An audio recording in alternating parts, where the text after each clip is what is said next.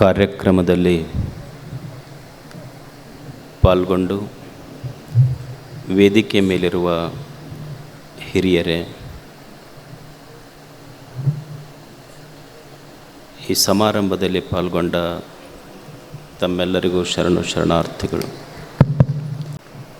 ಈ ವಿಶ್ವದಲ್ಲಿ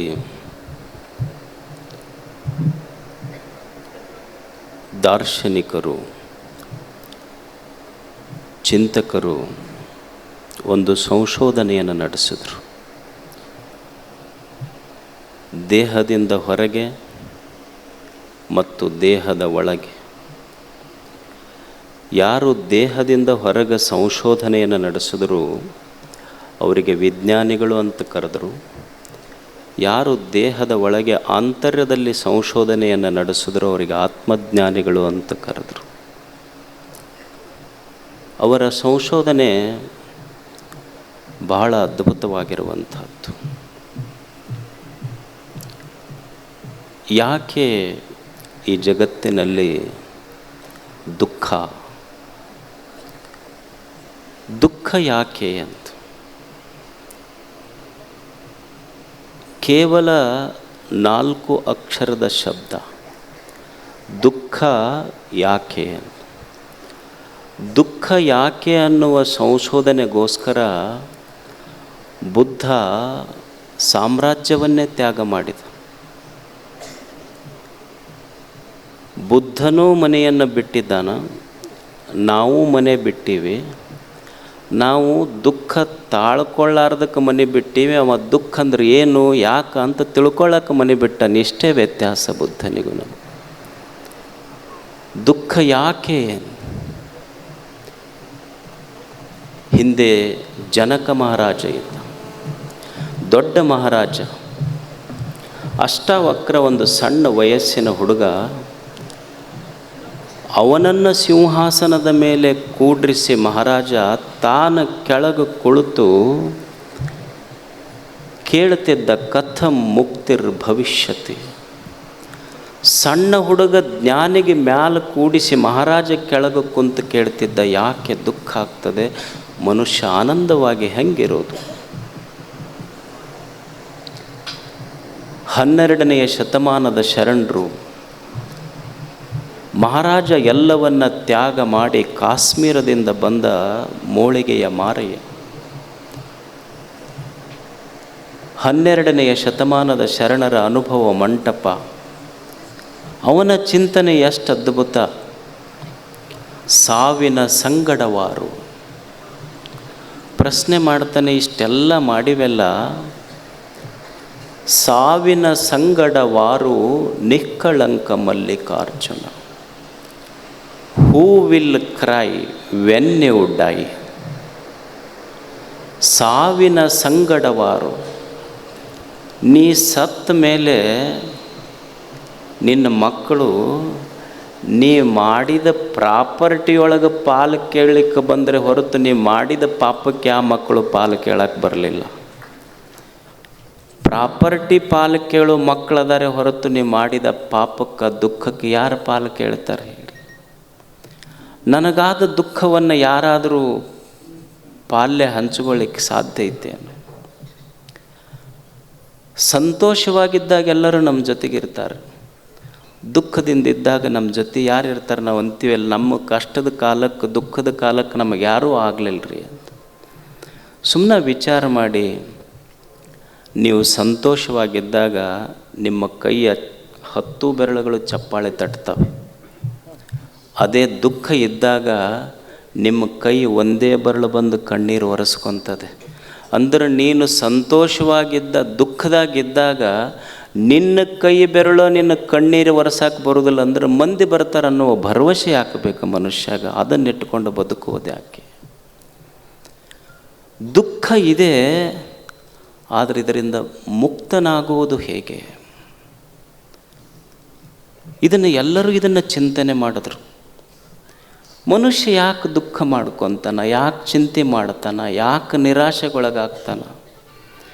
ಅಲ್ಲ, ಈ ಜಗತ್ತು ಎಷ್ಟು ಅದ್ಭುತವಾಗಿಟ್ಟಾನ ದೇವರು.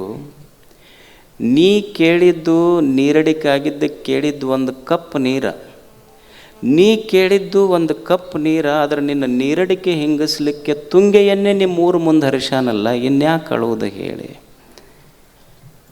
ನಾನು ಕೇಳಿದ್ದು ಒಂದು ತುತ್ತು ಅನ್ನ, ನಮ್ಮ ಮನ್ಯಾಗ 4 ಕ್ವಿಂಟಲ್ ತಂದಿಳಿಸಾಳ ಭೂಮಿ ತಾಯಿ, ಯಾಕೆ ದುಃಖ ಮನುಷ್ಯನಿಗಿನ್ನು. ನಾನು ಭಗವಂತನಿಗೆ ಕೇಳಿದ್ದು ನನ್ನ ಮನೆ ಕತ್ತಲಿ ಆರಿಸಕ್ಕೆ ಒಂದು ಪಣತಿ ದೀಪ, ಆದರೆ ದೇವ ಹಚ್ಚಿದ್ದು ಸೂರ್ಯ ಚಂದ್ರರೆಂಬ ಆರದ ದೀಪಗಳನ್ನೇ ಆಕಾಶದಲ್ಲಿ ತೇಲಿಬಿಟ್ಟ, ಆದರೂ ದುಃಖ ಮುಗಿಲಿಲ್ಲ ಮನುಷ್ಯನಿಗೆ. ಯಾಕೆ ಜೀವನದಲ್ಲಿ ಇಷ್ಟು ದುಃಖ, ಚಿಂತೆ, ನೋವು, ನಿರಾಶೆಗಳು? ಇದರಿಂದ ಹೇಗೆ ಮುಕ್ತನಾಗಬೇಕು ಮನುಷ್ಯ? ನಾ ಬ್ಯಾಡಂದ್ರೂ ಸಹಿತ ಅವು ಬಂದು ನಮಗೆ ಆಕ್ರಮಣ ಮಾಡ್ತಾವಲ್ಲ. ಈಗ ಯಾರೋ ಒಬ್ಬರು ನಮಗೆ ಆಗ್ಲಾರ್ದವ್ರು ಒಂದು ಮಾತು ಅಂದಿರ್ತಾರೆ, ನಾವು ಮರಿಬೇಕಂತ ಎಷ್ಟು ಪ್ರಯತ್ನ ಮಾಡ್ತೀವಿ, ಆದರೂ ಬಂದು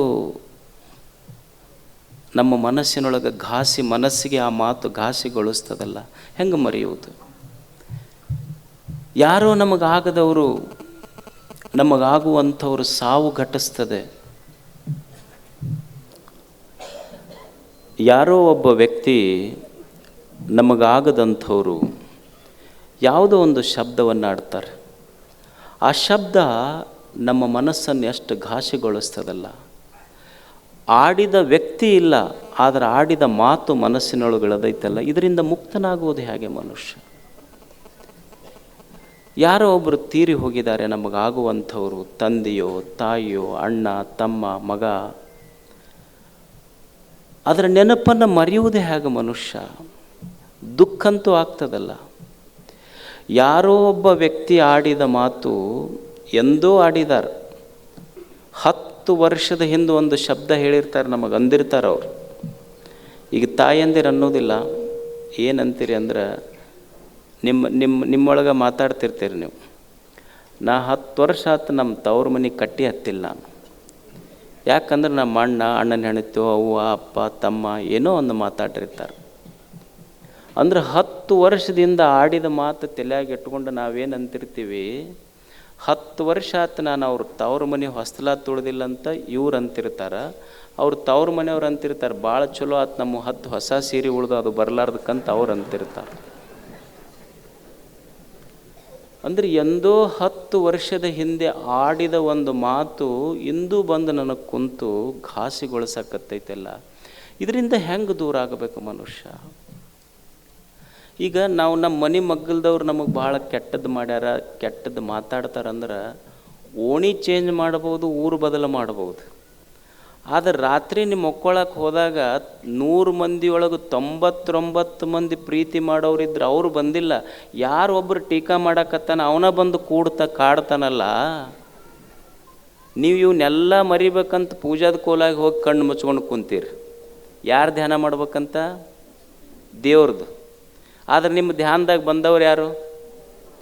ಯಾರಿಗೆ ಬ್ಯಾಡ್ ಅಂದಿರಿ ಅವ ದೇವ್ರಕ್ಕಿಂತ ಮೊದಲು ಪ್ರತ್ಯಕ್ಷ ಆಗಿರ್ತಾನೆ, ಬಂದು ಅಲ್ಲಿ ಕಾಡ್ತಾನಲ್ಲ. ಇದರಿಂದ ಹೆಂಗೆ ಮುಕ್ತನಾಗಬೇಕು ಮನುಷ್ಯ? ಗೀತೆ ಇದನ್ನು ಬಹಳ ಸುಂದರವಾಗಿ ವಿಶ್ಲೇಷಣೆ ಮಾಡ್ತದೆ. ವಿಷಯ ವಿನಿವರ್ತಂತೆ ನಿರಾಹಾರಸ್ಯ ದೇಹಿನಃ. ವ್ಯಕ್ತಿ ಮಾತಾಡ್ಯಾನ ಅದರಿಂದ ದೂರ ಆಗಬಹುದು, ಆದರೆ ವ್ಯಕ್ತಿ ಮಾತಾಡಿದ ಮಾತು ಬಂದು ಕಾಡ್ತಿರ್ತಾವಲ್ಲ, ಹೆಂಗೆ ಮಾಡಬೇಕು? ಈಗ ಒಂದು ಹುಡುಗದಾನ, ಒಂದು ಹುಡುಗಿಯನ್ನು ಇಷ್ಟಪಟ್ಟಿರ್ತಾನ. ಆ ಹುಡುಗಿ ಮದುವೆಯಾಗಿ ತಿರುಗಿ 2 ಮಕ್ಕಳಾಗಿರ್ತಾವೆ. ಇವ ಊರು ತುಂಬ ಗಡ್ಡ ಬಿಟ್ಕೊಂಡು ಅಡ್ಡಾಡ್ತಿರ್ತಾನೆ. ಇದು ಒಂದು ರೋಗ. ಇದು ನೀವು ಹಳ್ಳ್ಯಾಗ ಅಂತಿರ್ತೀರಲ್ಲ, ಅದಕ್ಕೇನಂತೀರಿ, ಭಾಳ ಹರಡ್ತಿರ್ತೈತಲ್ಲ, ಮಲೇರಿಯಾ ಅಂತಿರಿಲ್ಲ, ಇದಕ್ಕೆ ಲವೇರಿಯಾ ಅಂತಾರೆ. ಇದು ಒಂಥರ ರೋಗ, ಇದು ಸಾಂಕ್ರಾಮಿಕ. ಇದು ಅಲ್ಲ, ಅವನಿಗೆ ಆ ಹುಡುಗಿ ತಿರುಗಿ ಮದುವೆಯಾಗಿ 2 ಮಕ್ಕಳಾದರೂ ದೂರ ಹೋಗ್ಯಾಳ, ಆದ್ರೆ ಕಣ್ಣಾಗ ಆಕೆ ರೂಪ ಇನ್ನೂ ಮರಿಲಿಕ್ಕಾಗೋಲ್ಲ. ನೀವು ಕೇಳ್ರೆ ಹುಡುಗ ಯಾಕೋ ಹಿಂಗ್ಯಾಕ? ಓ ಮೇರಾ ಪಹಲಾ ಪ್ಯಾರ್ ಥಾ. ನೀವು ಸುಮ್ಮನೆ ವಿಚಾರ ಮಾಡಿರಿ, ಮನುಷ್ಯ ಎಷ್ಟು ಅಜ್ಞಾನದಲ್ಲೇ ಬೀಳ್ತಾನ ಅಂದ್ರೆ, ಎಲ್ಲೋ ಹಾದಿಯಲ್ಲಿ ಹೋಗುವಾಗ ಒಂದು ಹುಡುಗ ಒಂದು ಹುಡುಗಿಯನ್ನು ನೋಡಿದ ಪ್ರೇಮ ಮೊದಲ ಪ್ರೇಮವೋ, ಅಥವಾ 10 ದೇವರಿಗೆ ಹರಕೆ ಹೊತ್ತು ನನ್ನನ್ನು ಈ 10 ದೇವರಿಗೆ ಹರಕೆ ಹೊತ್ತು ನನ್ನನ್ನು ಭೂಮಿಗೆ ತಂದು ಭೂಮಿಗೆ ಬಿದ್ದಾಗ ನನ್ನ ಕಣ್ಣಾಗ ಕಣ್ಣಿಟ್ಟು ನೋಡಿ ನನ್ನ ಮಗ ದೊಡ್ಡವಾಗಬೇಕಂತೂ ಹರಿಸಿದ ತಾಯಿಯ ನೋಟ ಮೊದಲ ಪ್ರೇಮವು ಅನ್ನೋದು ನಾನು ವಿಚಾರ ಮಾಡಬೇಕಲ್ಲ ಒಂದು ಕ್ಷಣ. ಹಾಗೆ ಒಂದು ದುಃಖ ನೋವು ಕೊಡುತ್ತೆ, ಒಂದು ರೂಪ ಮನುಷ್ಯನಿಗೆ ನೋವು ಕೊಡುತ್ತದೆ, ಮರಿಲಿಕ್ಕಾಗೋದಿಲ್ಲ. ಒಂದು ಶಬ್ದ ಮನಸ್ಸಿಗೆ ಅಷ್ಟು ನೋವು ಕೊಡುತ್ತದೆ, ಮರಿಲಿಕ್ಕಾಗೋದಿಲ್ಲ. ವ್ಯಕ್ತಿಯಿಂದ ದೂರ ಆಗಬಹುದು, ಆದರೆ ವ್ಯಕ್ತಿ ಆಡಿದ ಶಬ್ದ ಹೆಂಗೆ ಮರಿಬೇಕ ಮನುಷ್ಯ? ರೂಪದಿಂದ ದೂರ ಆಗಬಹುದು, ರೂಪ ಮನಸ್ಸಿನೊಳಗೆ ಕುಂತು ತಾಪ ಮಾಡ್ತೈತಲ್ಲ, ಇದರಿಂದ ಹೇಗೆ ಮುಕ್ತನಾಗಬೇಕು? ಯಾರೋ ನಮಗೆ ಆಗುವಂಥವ್ರು, ಅತ್ಯಂತ ಇಷ್ಟಪಟ್ಟವರು ತೀರ್ಕೊಂಡಿರ್ತಾರೆ, ತಾಪ ಆಗ್ತದಿಲ್ಲ ಮನುಷ್ಯನಿಗೆ. ಈಗ ಮದುವೆ ಇರ್ತದೆ, ಮದುವೆಯೊಳಗೆ ಈ ಫೋಟೋ ಶೂಟ್ ಅಂತ ಮಾಡ್ತಾರೆ ನೋಡ್ರಿ, ನೀವೆಲ್ಲ ಕುಂದ್ರಿಸಿರ್ತಾರೆ, ಎಲ್ಲ ಮದುವೆ ಮುಗಿತೈತಿ, ಫ್ಯಾಮಿಲಿ ಫೋಟೋ ತಗೊತಿರ್ತಾರೆ. ಅವಾಗ ಎಲ್ಲರೂ ಕೂಡ್ರಿ ಅಂತ ಅದು ಅಜ್ಜನ ಕುಂದ್ರಿಸಿದ್ರು, ಅಜ್ಜನ ಕುಂದ್ರಿಸಿ ಮೊಮ್ಮಗ, ಸೊಸಿ, ಸ್ವಸ್ಥರು, ಮಕ್ಕಳೆಲ್ಲ ಕುಂತರು.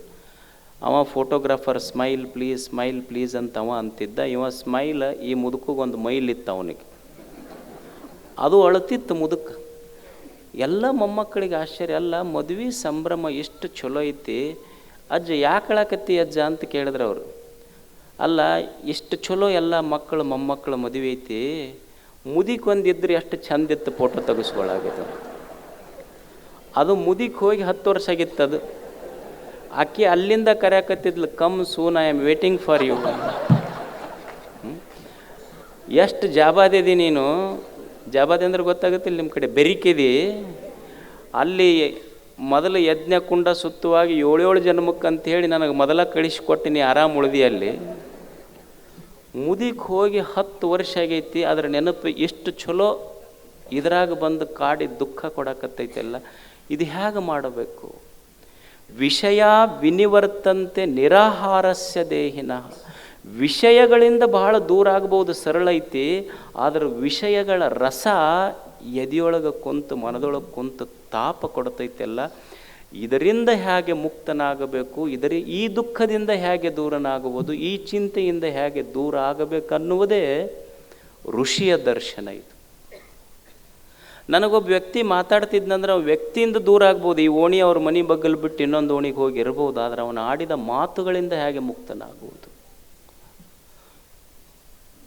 ಯಾವುದೋ ಒಬ್ಬ ವ್ಯಕ್ತಿಯ ಸಾವು ನನ್ನ ಜೀವನದೊಳಗೆ ನೋವು ಕೊಡಕತ್ತೈತೆಲ್ಲ, ವ್ಯಕ್ತಿ ಇಲ್ಲ, ಅದರ ಸಾವಿನ ಘಟನೆಯ ನೆನಹು ಮನದಲ್ಲಿದ್ದ ತಾಪ ಕೊಡಕತ್ತೈತೆಲ್ಲ, ಇದರಿಂದ ಹೇಗೆ ಮುಕ್ತನಾಗುವುದು?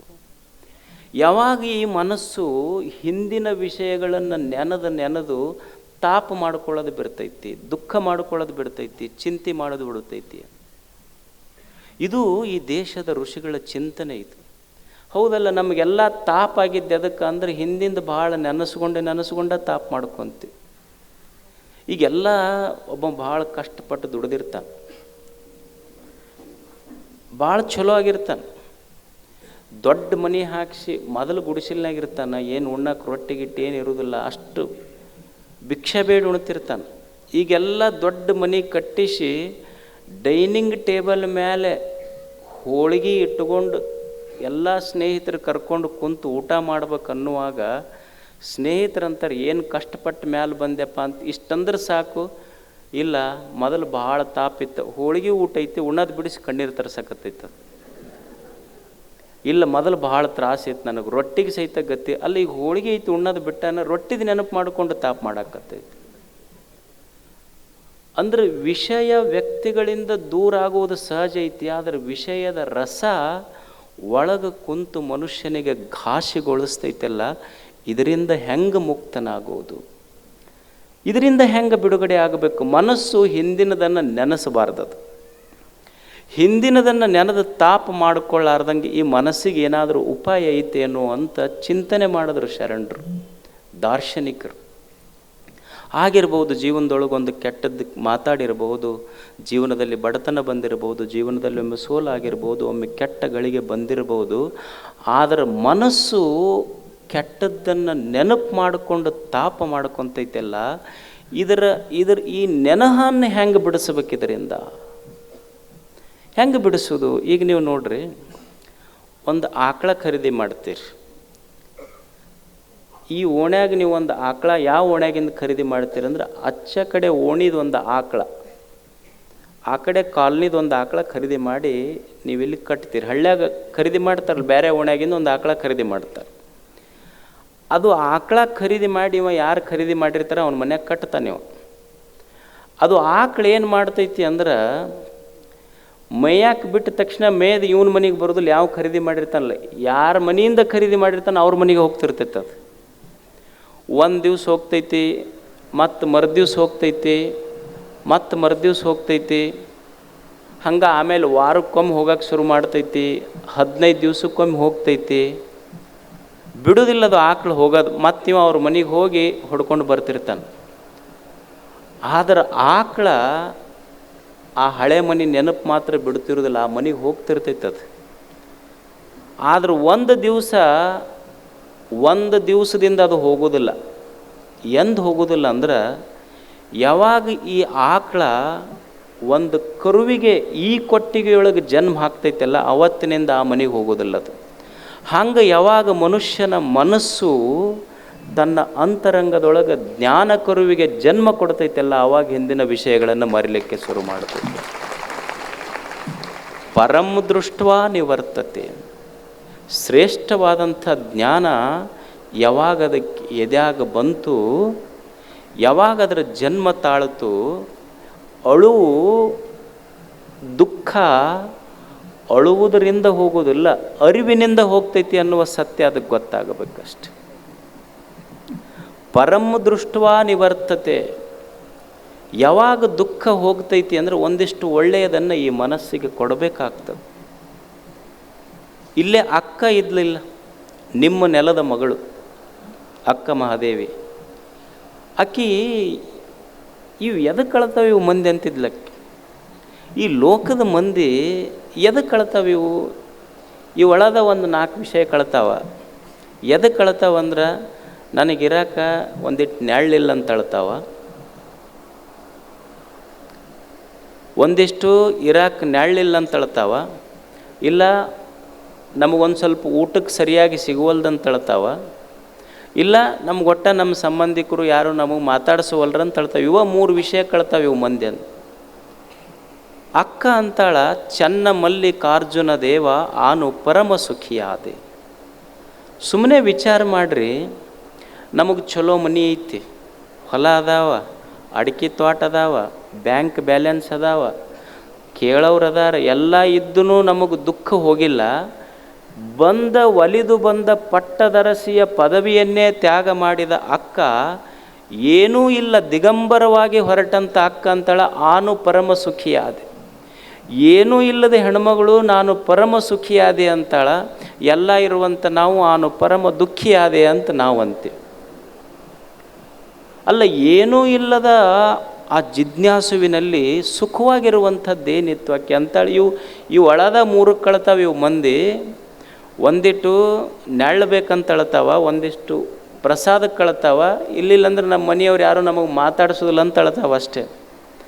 ನಾ ಯಾಕೆ ಸುಖವಾಗಿದ್ದೀನಿ ಅಂದ್ರೆ, ಅಕ್ಕ ಎಷ್ಟು ಕ್ಲಿಯರ್ ಮಾಡ್ತಾಳಂದ್ರೆ, ಏನು ಹೊಟ್ಟೆ ಹಸಿತ ಯಾರೋ ಪ್ರೀತಿಯಿಂದ ಒಬ್ಬರ ಮನೆ ಮುಂದೆ ಕೇಳಿ ಒಂದಿಷ್ಟು ಊಟ ಮಾಡ್ತೀನಿ, ಹಸಿವಾದೊಡೆ ಭಿಕ್ಷಾನ್ನಗಳುಂಟು, ಒಂದಿಷ್ಟು ನೀರಡಿಕೆ ಆತ, ಕೆರೆ ಹಳ್ಳ ಬಾವಿ ಹೊಳೆಗಳದವ ನೀರು ಕುಡಿತೀನಿ, ಒಂದಿಷ್ಟು ಮಲ್ಕೋಬೇಕನ್ನಿಸ್ತಾ ಶಯನಕ್ಕೆ ಹಾಳು ದೇಗುಲಗಳುಂಟು. ಮತ್ತು ಈ ಮಂದಿ ಜೊತೆಗೆ ಮಾತಾಡಕ್ಕೆ ಹೋಗ್ತೀನಿ, ಅವ್ರು ಮಾತಾಡ್ಸಕ್ಕೆ ಹೋದ್ರೆ ಮಾತಾಡ್ತೀನಿ. ಅಕಸ್ಮಾತ್ ಅವ್ರು ಮೂಗು ಮುರ್ಕೊಂಡು ಆ ಕಡೆ ಹೋದ್ರಂದ್ರೆ ಅವ್ರು ಕೂಡ ನಾ ಯಾಕೆ ಮಾತಾಡಕ್ಕೆ ಹೋಗಲಿ, ನಾನು ಈ ಜನರ ಜೊತೆ ಮಾತಾಡೋದಿಲ್ಲ, ಸಾಕ್ಷಾತ್ ಜೇವ ಚನ್ನ ಮಲ್ಲಿಕಾರ್ಜುನನೊಂದಿಗೆ ಮಾತಾಡ್ತೀನಿ, ಜನರ ಜೊತೆ ಯಾಕೆ ಮಾತಾಡಕ್ಕೆ ಹೋಗಲಿ ನಾನು. ಆತ್ಮ ಸಂಗಾತಕ್ಕೆ ಚನ್ನ ಮಲ್ಲಿಕಾರ್ಜುನ ದೇವನೀಯನಗುಂಟು. ಏನೂ ಇಲ್ಲಾರದ ತಾಯಿ ತಾನು ಎಷ್ಟು ಸುಖವಾಗ್ಯದಾಳ, ಎಲ್ಲ ಇದ್ದು ನಮಗೆ ಯಾಕೆ ದುಃಖ ಆಗ್ತೈತೆ ಅನ್ನುವುದೇ ಚಿಂತನೆ ಅಷ್ಟೆ. ಅದಕ್ಕೆ ಮನುಷ್ಯನಿಗೆ ದುಃಖ ಹೋಗಬೇಕಾದ್ರೆ ತಿಳ್ಕೊಳ್ಳೋದಷ್ಟೇ. ಒಂದಿಷ್ಟು ತಾವೇನು ಮಾಡಿರಲ್ಲಿ, ಒಂದಿಷ್ಟು ಜ್ಞಾನ ಬೇಕು ಮನುಷ್ಯನಿಗೆ, ಅನುಭಾವಿಗಳ ಮಾತು ಬೇಕು. ಜ್ಞಾನದ ಮಾತುಗಳಿಂದ ಈ ಮನಸ್ಸು ಏನಾಗ್ತದೆ, ತಿಳಿ ತಿಳಿ ತಿಳಿ ತಿಳಿ ಆಗಲಿಕ್ಕೆ ಶುರು ಮಾಡುತ್ತದೆ. ಈಗ ನೀವು ಹಿಂದೆ ಕೊರೋನಾ ಬಂದಿತ್ತು ನೋಡ್ರಿ, ಈಗೂ ಕೇಳಾಕತ್ತಾರ ಆಗಲಿ ಅಲ್ಲೆಲ್ಲೆಲ್ಲ ಅಂಥೇಳಿ. ಈಗೇನು ಯಾರು ಹೆದರಲ್ಲ, ಅದಕ್ಕೆ ಅದ ಹೆದರು ಹೋಗ್ಬೇಕು ಈಗೇನು ಮೇಲೆ. ನಮಗೆ ಕೊರೋನಾ ಬರಬಾರ್ದಂತ ತಿಳ್ಕೊಂಡು ನಾವೇನು ಹಾಕ್ಕೊತಿದ್ವಿ ಹೇಳಿ? ಮಾಸ್ಕ್ ಹಾಕ್ಕೊತಿದ್ವಿ. ಅಂದ್ರೆ ಇನ್ನೊಬ್ಬರ ರೋಗ ನಮಗೆ ಹರಡಬಾರ್ದು ಅಂದರೆ ಹೆಂಗೆ ಮಾಸ್ಕ್ ಹಾಕ್ಕೊತಿದ್ವಿ, ಹಂಗೆ ಹೊರ ಜಗತ್ತಿನ ಚಿಂತೆ ದುಃಖ ನಮ್ಮ ಮನಸ್ಸಿಗೆ ಆವರಿಸಬಾರ್ದು ಅಂದ್ರೆ ಶರಣರ ಅನುಭಾವಿ ಜ್ಞಾನದ ಮಾತುಗಳು ಒಂದು ಮಾಸ್ಕ್ ಹಾಕೋಬೇಕಾಗ್ತೈತಿ ಮನುಷ್ಯನಿಗೆ, ಅದಕ್ಕೂ ಬೇಕಾಗ್ತದೆ. ದುಃಖ ತಡಿಬೇಕಾದ್ರೆ ಒಂದಿಷ್ಟು ಜ್ಞಾನದ ಮಾತುಗಳ ಅವಶ್ಯಕತೆ ಅದಾವ ಮನುಷ್ಯ. ಈ ಬೋಧಿ ಧರ್ಮ ಅಂತ ಇದ್ದ, ಬೋಧಿ ಧರ್ಮ, ಬೌದ್ಧ ಧರ್ಮದಲ್ಲಿ ಬೋಧಿ ಧರ್ಮ ಅಂತಿದ್ದ. ಬೋಧಿ ಧರ್ಮ ಅವ ಚೈನಾಕ್ಕೆ ಹೋದ. ಈಗ ಹೆಂಗೆ ವಸ್ತುಗಳನ್ನು ಎಕ್ಸ್ಪೋರ್ಟ್ ಮಾಡ್ತಾರಲ್ಲ, ಅವಾಗ ಸನ್ಯಾಸಿಗಳನ್ನು ಎಕ್ಸ್ಪೋರ್ಟ್ ಮಾಡ್ತಿದ್ರು. ಬೌದ್ಧ ಧರ್ಮವನ್ನು ಪ್ರಚಾರ ಮಾಡಲಿಕ್ಕೆ ಬೋಧಿ ಧರ್ಮ ಚೈನಾಕ್ಕೆ ಹೋದ. ಅಲ್ಲಿ ಸನ್ಯಾಸಿಗಳೆಲ್ಲ ಅವ್ರು ನೋಡಿದ್ನೆಲ್ಲ ಭಾಳ ವೀಕ್ ಇದ್ರು, ಅವರು ಅಶಕ್ತರಿದ್ದರು. ಅವ್ರಿಗನ್ನಿಸ್ತು ಕುಂಗ್ಫು ಅಂತ ಕೇಳಿರಿಲ್ಲ, ಈಗ ನೀವು ಕರಾಟೆ ಅಂತೀರಲ್ಲ, ಆ ಟೈಪ್ ಚೈನಾದೊಂದು ಮಾರ್ಷಲ್ ಆರ್ಟ್ ಅದು, ಅದಕ್ಕೆ ಕುಂಗ್ಫು ಅಂತ ಕರೀತಾರೆ. ಈ ಜಾಕಿ ಚೈನಾಗೇನು ಆಡ್ತಿದ್ರಲ್ಲ ಅದನ್ನು ಕುಂಗ್ಫು ಅಂತ ಕರೀತಾರೆ. ಬೋಧಿ ಧರ್ಮ ಕುಂಗ್ಫು ಕಲಿಸಿದ ಚೈನಾದ ಸನ್ಯಾಸಿಗಳಿಗೆ. ಬೋಧಿ ಧರ್ಮ ನಿತ್ಯ ದುಃಖಿಗಳಾಗಿ ಬಂದ ಜನರ ಸಲುವಾಗಿ ಪ್ರವಚನ ಮಾಡ್ತಿದ್ದ. ಏನು ಮಾಡ್ತಿದ್ದ? ಪ್ರವಚನ ಹೇಳ್ತಿದ್ದ. ಜನರ ದಿವಸ ಸಾಯಂಕಾಲ ಆಗ್ತಿತ್ತು, ಜನ ಪ್ರವಚನಕ್ಕೆ ಬರ್ತಿದ್ರು, ಕುಂದಿರ್ತಿದ್ರು, ಪ್ರವಚನ ಮಾಡ್ತಿದ್ದ. ಯಾರು? ಬೋಧಿ ಧರ್ಮ. ಆದ್ರೆ ಆಶ್ಚರ್ಯ ಏನು ಅಂದ್ರೆ, ಈಗ ನಾವು ಹೆಂಗೆ ಹೇಳ್ತೀವಿ ಹಂಗೆ ಹೇಳ್ತಿದ್ದಿಲ್ಲ. ಈಗ ನಾ ಮುಂದೆ ಹೇಳಕತ್ತೀನಿ, ನೀವು ನನ್ನ ಮುಂದೆ ಕುಂತೀರಿ, ನಿಮ್ಮ ಕಡೆ ಮುಖ ಮಾಡಿ ನಾ ಪ್ರವಚನ ಮಾಡ್ತೀನಿ. ಆದರೆ ಬೋಧಿ ಧರ್ಮ ಹಂಗಲ್ಲ. ಅವ ಮಂದಿ ಹಿಂಗೆ ಕುಂತಿರ್ತಿದ್ರು, ಅವ್ರ ಕಡೆ ಬೆನ್ನು ಮಾಡಿ ಗ್ವಾಡಿಗೆ ಮುಖ ಮಾಡಿ ಪ್ರವಚನ ಮಾಡ್ತಿದ್ದ. ಆ ರಾಜ ಬಂದ, ಊರಿನ ರಾಜ. ಆಶ್ಚರ್ಯ ಆಯ್ತು, ಅಲ್ಲ ಎಷ್ಟು ಮಂದಿ ನಿಮ್ಮ ಪ್ರವಚನ ಕೇಳಕ್ಕೆ ಬರ್ತಾರ, ನೀವು ನೋಡಿದ್ರೆ ಅವ್ರ ಕಡೆ ಬೆನ್ನು ಮಾಡಿ ಗ್ವಾಡಿಗೆ ಪ್ರವಚನ ಹೇಳ್ತಿರಲ್ಲ ಯಾಕ? ಅವಾಗ ಬೋಧಿ ಧರ್ಮಂದ, ಅದಕ್ಕೆ ಹೇಳೋದು ಅಷ್ಟೇ, ಇವು ಕೇಳೋದು ಅಷ್ಟೇ ಅಂತ. ಅದನ್ನೂ ಬದಲಾಗಲ್ಲ, ಇವು ಬದಲಾಗಲ್ಲ. ಅದಕ್ಕೆ ಹೇಳೋದು ಅಷ್ಟೇ, ಇದಕ್ಕೆ ಹೇಳೋದು ಅಷ್ಟೇ. ಅವ ರಾಜ ಒಂದು ಚಲೋ ಪ್ರಶ್ನೆ ಮಾಡಿದ. ಹೌದು, ಕರೆಕ್ಟು. ಮತ್ತು ಗ್ವಾಡಿಗೆ ಹೇಳೋದು ಒಂದೇ, ಜನರಿಗೆ ಹೇಳೋದು ಒಂದೇ ಅಂತಿದ್ರ ಪ್ರವಚನರೇ ಯಾಕೆ ಹೇಳಕ್ಕೆ ಹೋಗ್ತೀರಿ ನೀವು? ಹೇಳಬಾರ್ದಾಗಿತ್ತಲ್ಲ. ಗ್ವಾಡಿಗೆ ಹೇಳೋದು ಒಂದೇ, ಇವ್ರಿಗೆ ಹೇಳೋದು ಒಂದೇ ಅಂತ ನಿಮ್ಮ ಮನಸ್ಸಿನಾಗಿದ್ರೆ ಪ್ರವಚನರೇ ಯಾಕೆ ಹೇಳಕ್ಕೆ ಹೋಗ್ತೀರಿ ನೀವು? ಆವಾಗ ಬೋಧಿ ಧರ್ಮ ರಾಜನಿಗೊಂದು ಮಾತು ಹೇಳ್ದ. ಯಾಕೆ ಒಳ್ಳೆಯ ವಿಚಾರ ಹೇಳಬೇಕು, ಒಳ್ಳೆಯ ವಿಚಾರ ಕೇಳಬೇಕು, ಜ್ಞಾನದ ಮಾತು ಕೇಳಬೇಕು ಅಂದ್ರೆ, ನೋಡು ಮಹಾರಾಜ, ಗ್ವಾಡಿಗೆ ಹೇಳೋದು ಜನರಿಗೆ ಹೇಳೋದು ಒಂದೇ ಅಂತ ಗೊತ್ತಿದ್ರೂ ನಾ ಪ್ರವಚನ ಹೇಳೋದು ಬಿಟ್ಟಿಲ್ಲ. ಯಾಕಂದ್ರೆ ಈಗ ನಿಮ್ಮ ಮನ್ಯಾಗ ನೀವು ರಾತ್ರಿ ಅಡುಗೆ ಮಾಡ್ತೀರಿ, ಅಡುಗೆ ಮಾಡಿದ ಪಾತ್ರೆ ಸಾಮಾನು ಇರ್ತಾವಿಲ್ಲ, ಪಾತ್ರೆ ಸಾಮಾನು ಬೆಳಿಗ್ಗೆ ಅನ್ನ ಸಾರು ಚಪಾತಿ ಇಡ್ಲಿ ನಿನ್ನೆ ಮಾಡಿದ ಪಾತ್ರೆಯೊಳಗೆ ಮಾಡ್ತಿರೋ ತೊಳೆದು ಮಾಡ್ತಿರೋ? ತೊಳೆದು ಮಾಡ್ತೀವಿಲ್ಲ. ಅದಕ್ಕೆ ಅವ ಬೋಧಿ ಧರ್ಮ ಹೇಳ್ತಾನೆ, ಹೆಂಗೆ ನಿನ್ನ ಮನೆಯೊಳಗಿನ ಪಾತ್ರೆ ದಿವಸ ತೊಳೆದು ನೀನು ಅಡುಗೆ ಮಾಡ್ತೀಯಲ್ಲ, ಮುಸುರಿ ಹತ್ತಿದ ಪಾತ್ರೆ ತೊಳೆದು ಅಡುಗೆ ಮಾಡ್ತೀಯಲ್ಲ, ಹಂಗೆ ಮನಸ್ಸು ಅನ್ನೋದು ಪ್ರತಿನಿತ್ಯ ನೂರಾರು ಕೆಟ್ಟ ವಿಷಯಗಳ ಮುಸುರಿ ಪಾತ್ರೆ ಆಗಿರ್ತೈತಿ. ಬೆಳಿಗ್ಗೆದ್ದು ಹೊರಗೆ ನಿನ್ನ ಮನೆ ಪಾತ್ರೆ ತೊಳೆದನ ನೀವು ಊಟ ಮಾಡಬೇಕು. ಹಂಗೆ ಮನಸ್ಸಿನ ಪಾತ್ರೆ ತೊಳ್ಕೊಂತ ಒಳ್ಳೆಯ ವಿಚಾರಗಳನ್ನು ಒಳಗೆ ತಗೋಬೇಕು. ಅದಕ್ಕೆ ನನ್ನ ಸಲುವಾಗಿ ನಾನು ಮಾಡೋದು ಇದನ್ನು, ಬೇರೆಯವರ ಸಲುವಾಗಿ ಅಲ್ಲ, ನನ್ನ ಸಲುವಾಗಿ ಒಳ್ಳೆಯ ವಿಚಾರಗಳನ್ನು ಕೇಳೋದು ಮನುಷ್ಯ. ಜ್ಞಾನದ ಮಾತು, ಅನುಭಾವಿಗಳ ಮಾತು ಅಷ್ಟು ಮುಖ್ಯ ಮನುಷ್ಯನಿಗೆ. ಚಲೋ ಮಾತು ಕೇಳ್ತಿರ್ಬೇಕು, ಜ್ಞಾನದ ಮಾತು ಕೇಳ್ತಿರ್ಬೇಕು ಮನುಷ್ಯ. ಈಗ ನೀವು ಮನೆ ಕಟ್ತೀರಿ, ಯಾಕೆ ಒಳ್ಳೆಯ ಮಾತು ಕೇಳಬೇಕ್ರಿ? ಯಾಕೆ ಅನುಭಾವಿಗಳ ಮಾತು ಕೇಳಬೇಕು? ಯಾಕೆ ಜ್ಞಾನದ ಮಾತು ಕೇಳಬೇಕು ಅಂದ್ರೆ, ಈಗ ನೀವು ಮನೆ ಕಟ್ತೀರಿ, ಮನೆ ಕಟ್ಟಿ RCC ಹಾಕ್ತೀರಿ. RCC ಹಾಕಕ್ಕೆ ACC ಸಿಮೆಂಟ್ ತಂದಿರಿ, JSW ಕಬ್ಬಣ ತಂದಿರಿ. ಅದನ್ನು ಸ್ಟ್ರಕ್ಚರಲ್ ಇಂಜಿನಿಯರ್ಗೆ ಆರ್ಕಿಟೆಕ್ಟ್ ಇಂಜಿನಿಯರ್ನೆಲ್ಲ ಬಳಸಿರಿ. ಆದರೆ ಆರ್ ಸಿ ಸಿ ಹಾಕಿದ ಮೇಲೆ ಅದು ಕ್ರ್ಯಾಕ್ ಬರಬಾರ್ದು ಅಂದ್ರೆ ಅದಕ್ಕೆ ಕ್ಯೂರಿಂಗ್ ಮಾಡ್ಬೇಕು ನೀವು, ಹೌದಲ್ಲ? ಅಕಸ್ಮಾತ್ ಆರ್ ಸಿ ಸಿ ಕ್ಯೂರಿಂಗ್ ಇರದೇ ಇದ್ರೆ ಕ್ರ್ಯಾಕ್ ಬರ್ತೈತೆ. ಅದು ಹೆಂಗೆ ಮನಿಗೆ ಹಾಕಿದ ಆರ್ ಸಿ ಸಿ ಕ್ಯೂರಿಂಗ್ ಇರಲಿಲ್ಲ ಅಂದ್ರೆ ಕ್ರ್ಯಾಕ್ ಬರ್ತೈತಿ, ಹಂಗೆ ಇದು ಸಂಸಾರ ಅನ್ನುವಂಥದ್ದೊಂದು ಆರ್ ಸಿ ಸಿ ಇದಕ್ಕೆ ಶರಣರ ಮಾತಿನ ಕ್ಯೂರಿಂಗ್ ಇರದೇ ಇದ್ರೆ ಇದು ಸಹಿತ ಕ್ರ್ಯಾಕ್ ಬರೋಕ್ಕೆ ಶುರು ಮಾಡ್ತೈತಿ. ಇದಕ್ಕೂ ಕ್ಯೂರಿಂಗ್ ಮಾಡ್ಕೊಂತಿರ್ಬೇಕು ಅಷ್ಟ ದಿವಸ. ಎಷ್ಟು ಕ್ಯೂರಿಂಗ್ ಮಾಡ್ತೀವಿ ಅಷ್ಟು ಗಟ್ಟಿ ಹಾಕೋಂತ ಹೋಗಿರ್ತೈತಿ. ಅದಕ್ಕೆ ಜ್ಞಾನದ ಮಾತುಗಳನ್ನು ಸದಾ ಸದಾ ಸದಾ ಯಾರ ಹೇಳಿ ಮೆಲುಕು ಹಾಕ್ತಿರ್ಬೇಕಾಗ್ತೈತಿ ಮನುಷ್ಯನಿಗೆ ಚಿಂತೆ, ದುಃಖ, ನೋವು, ನಿರಾಶೆಗಳಿಂದ ಅವ ದೂರ ಆಗಬೇಕಾದ್ರೆ ಜ್ಞಾನದ ಮಾತು ಕೇಳ್ತಿರ್ಬೇಕು. ಜ್ಞಾನ ಏನು ಮಾಡ್ತೈತಿ ಅಂದ್ರೆ ಮನುಷ್ಯನಿಗೆ ತಿಳಿಸಿಕೊಡ್ತೈತಿ. ಏನು ತಿಳಿಸಿಕೊಡ್ತೈತಿ ಅಂದ್ರೆ ಹೆಂಗೈತಿ ಹಂಗೆ ತಿಳ್ಕೊಬೇಕಂತ ಹೇಳ್ತೈತಿ ಅಷ್ಟ. ಜ್ಞಾನ ಅಂದ್ರೆ ಮತ್ತೇನಲ್ಲ, ಇರುವುದನ್ನು ಇದ್ದಂತೆ ತಿಳ್ಕೊಳ್ಳೋದ ಜ್ಞಾನ. ಇರುವುದು ಒಂದು, ನೀ ತಿಳ್ಕೊಳ್ಳೋದೊಂದು ಆತು ಅಂದ್ರೆ ಅದೇ ಅಜ್ಞಾನ ಅಷ್ಟೆ. ಇರುವುದನ್ನು ಇರುವಂತೆ ತಿಳ್ಕೊಳ್ಳೋದು ಜ್ಞಾನ, ಇರುವುದೊಂದು ನೀ ತಿಳ್ಕೊಳ್ಳೋದೊಂದು ಆತು ಅಂದ್ರೆ ಅಜ್ಞಾನ ಅಷ್ಟೆ. ಇರುವುದನ್ನು ಮನುಷ್ಯ ಇರುವಂತೆ ತಿಳ್ಕೊಬೇಕು, ಇದ್ದದ್ದನ್ನು ಇದ್ದಂತೆ ತಿಳ್ಕೊಬೇಕಷ್ಟೆ. ಅದಕ್ಕೆ ಜ್ಞಾನ ಅಂತ ಕರೀತಾರೆ. ಈಗ ನೀವು ನೋಡಿ, ಇಡೀ ಮನುಕುಲದ ಇತಿಹಾಸವನ್ನು ನೀವು ತಗೊಳ್ಳಿ. ಮನುಷ್ಯ ದುಃಖಿಯಾಗಿದ್ದು ಎರಡು ವಿಷಯಕ್ಕೆ. ಯುದ್ಧಗಳು ನಡೆದಿದ್ದು, ಹೋರಾಟಗಳು ನಡೆದಿದ್ದು, ಮನಿ ಬೇರೆ ಆಗಿದ್ದು, ಮನಸ್ಸುಗಳು ಬೇರೆ ಆಗಿದ್ದು, ಸಂಘರ್ಷಗಳು ನಡೆದಿದ್ದು, ಹೋರಾಟಗಳು ನಡೆದಿದ್ದು ಎರಡು ವಿಷಯಕ್ಕಾಗಿ. ಇಡೀ ಜಗತ್ತಿನ ಜನರ ದುಃಖಕ್ಕೆ ಕಾರಣ, ಚಿಂತೆಗೆ ಕಾರಣ, ನೋವು ನಿರಾಶೆಗಳಿಗೆ ಕಾರಣ ಅಂದರೆ ಎರಡು ವಿಷಯಗಳು. ಏನು? ಮನುಷ್ಯನ ಮನಸ್ಸಿಗೆ ತಾಪ, ಚಿಂತೆ, ದುಃಖ ಯಾಕೆ ಬಂತಂದ್ರೆ ಎರಡು ವಿಷಯಗಳಿಂದ ಬಂತವನಿಗೆ. ಅವನ ಎರಡು ವಿಷಯಗಳು ಯಾವುವು ಅಂದ್ರೆ, ಅವನ ಇಚ್ಛೆ ಏನು ಅಂದ್ರೆ, ಒಂದನೇದ್ದು ನಾ ಬಯಸಿದ್ದೆಲ್ಲ ಸಿಗಬೇಕು, ಇದು ಒಂದನೇದ್ದು. ಮತ್ತು ಯಾವುದು ಸಿಕ್ಕೈತಿ ಅದು ನನ್ನ ಕೈ ಬಿಟ್ಟು ಹೋಗಬಾರ್ದು. ಇವೆರಡೂ ಮನುಷ್ಯನ ಬಯಕೆಗಳು, ಇಚ್ಛೆಗಳು. ನಾ ಏನು ಬಯಸೀನಿ ಅದು ಸಿಗಬೇಕು, ಸಿಕ್ಕಿದ್ದು ನನ್ನ ಕೈ ಬಿಟ್ಟು ಹೋಗಬಾರ್ದು. ಅಲ್ಲ, ಇದು ಸಾಧ್ಯ ಐತೇನು ಜಗತ್ತಿನೊಳಗೆ? ನಾ ಏನೇನು ಬಯಸೀನಿ, ಬಯಸಿದ್ದೆಲ್ಲ ಈ ಜಗತ್ತಿನಲ್ಲಿ ಸಿಗುತ್ತೈತೇನು? ಯಾವುದು ಸಿಕ್ಕಿದೆ ಹೇಳಿ? ಹಿಂದೆ ಅಯೋಧ್ಯ ನಗರ ಇತ್ತು, ರಾಮನ ಪಟ್ಟಾಭಿಷೇಕ ಇತ್ತು. ರಾಮನಿಗೂ ಇಚ್ಛೆ ಇತ್ತು ಅಯೋಧ್ಯೆಯ ನಗರದ ಅಧಿಪತಿ ಆಗಬೇಕಂತ ರಾಮನ ಬಯಕೆ, ತಂದೆ ದಶರಥನ ಬಯಕೆ, ಪ್ರಜೆಗಳ ಬಯಕೆ ಇತ್ತು, ಸೀತೆಯ ಬಯಕೆಯೂ ಇತ್ತು. ಆದರೆ ಈಡೇರ್ತೇನು? ಯಾವ ದಿವಸ ಪಟ್ಟಾಧಿಕಾರ ಆಗೋದಿತ್ತು ಅದ ದಿವಸ ವನವಾಸಕ್ಕೆ ಹೋದಾತ. 12 ವರ್ಷ ರಾಮ ಅಯೋಧ್ಯೆ ಆಳಲಿಲ್ಲ, ಕಟ್ಟಿಗೆಯ ಪಾದುಕೆ ಅಯೋಧ್ಯೆ ಆಳತ್ತು. ಯಾರ ಇಚ್ಛೆ ಈಡೇರ್ತದೆ ಹೇಳಿ?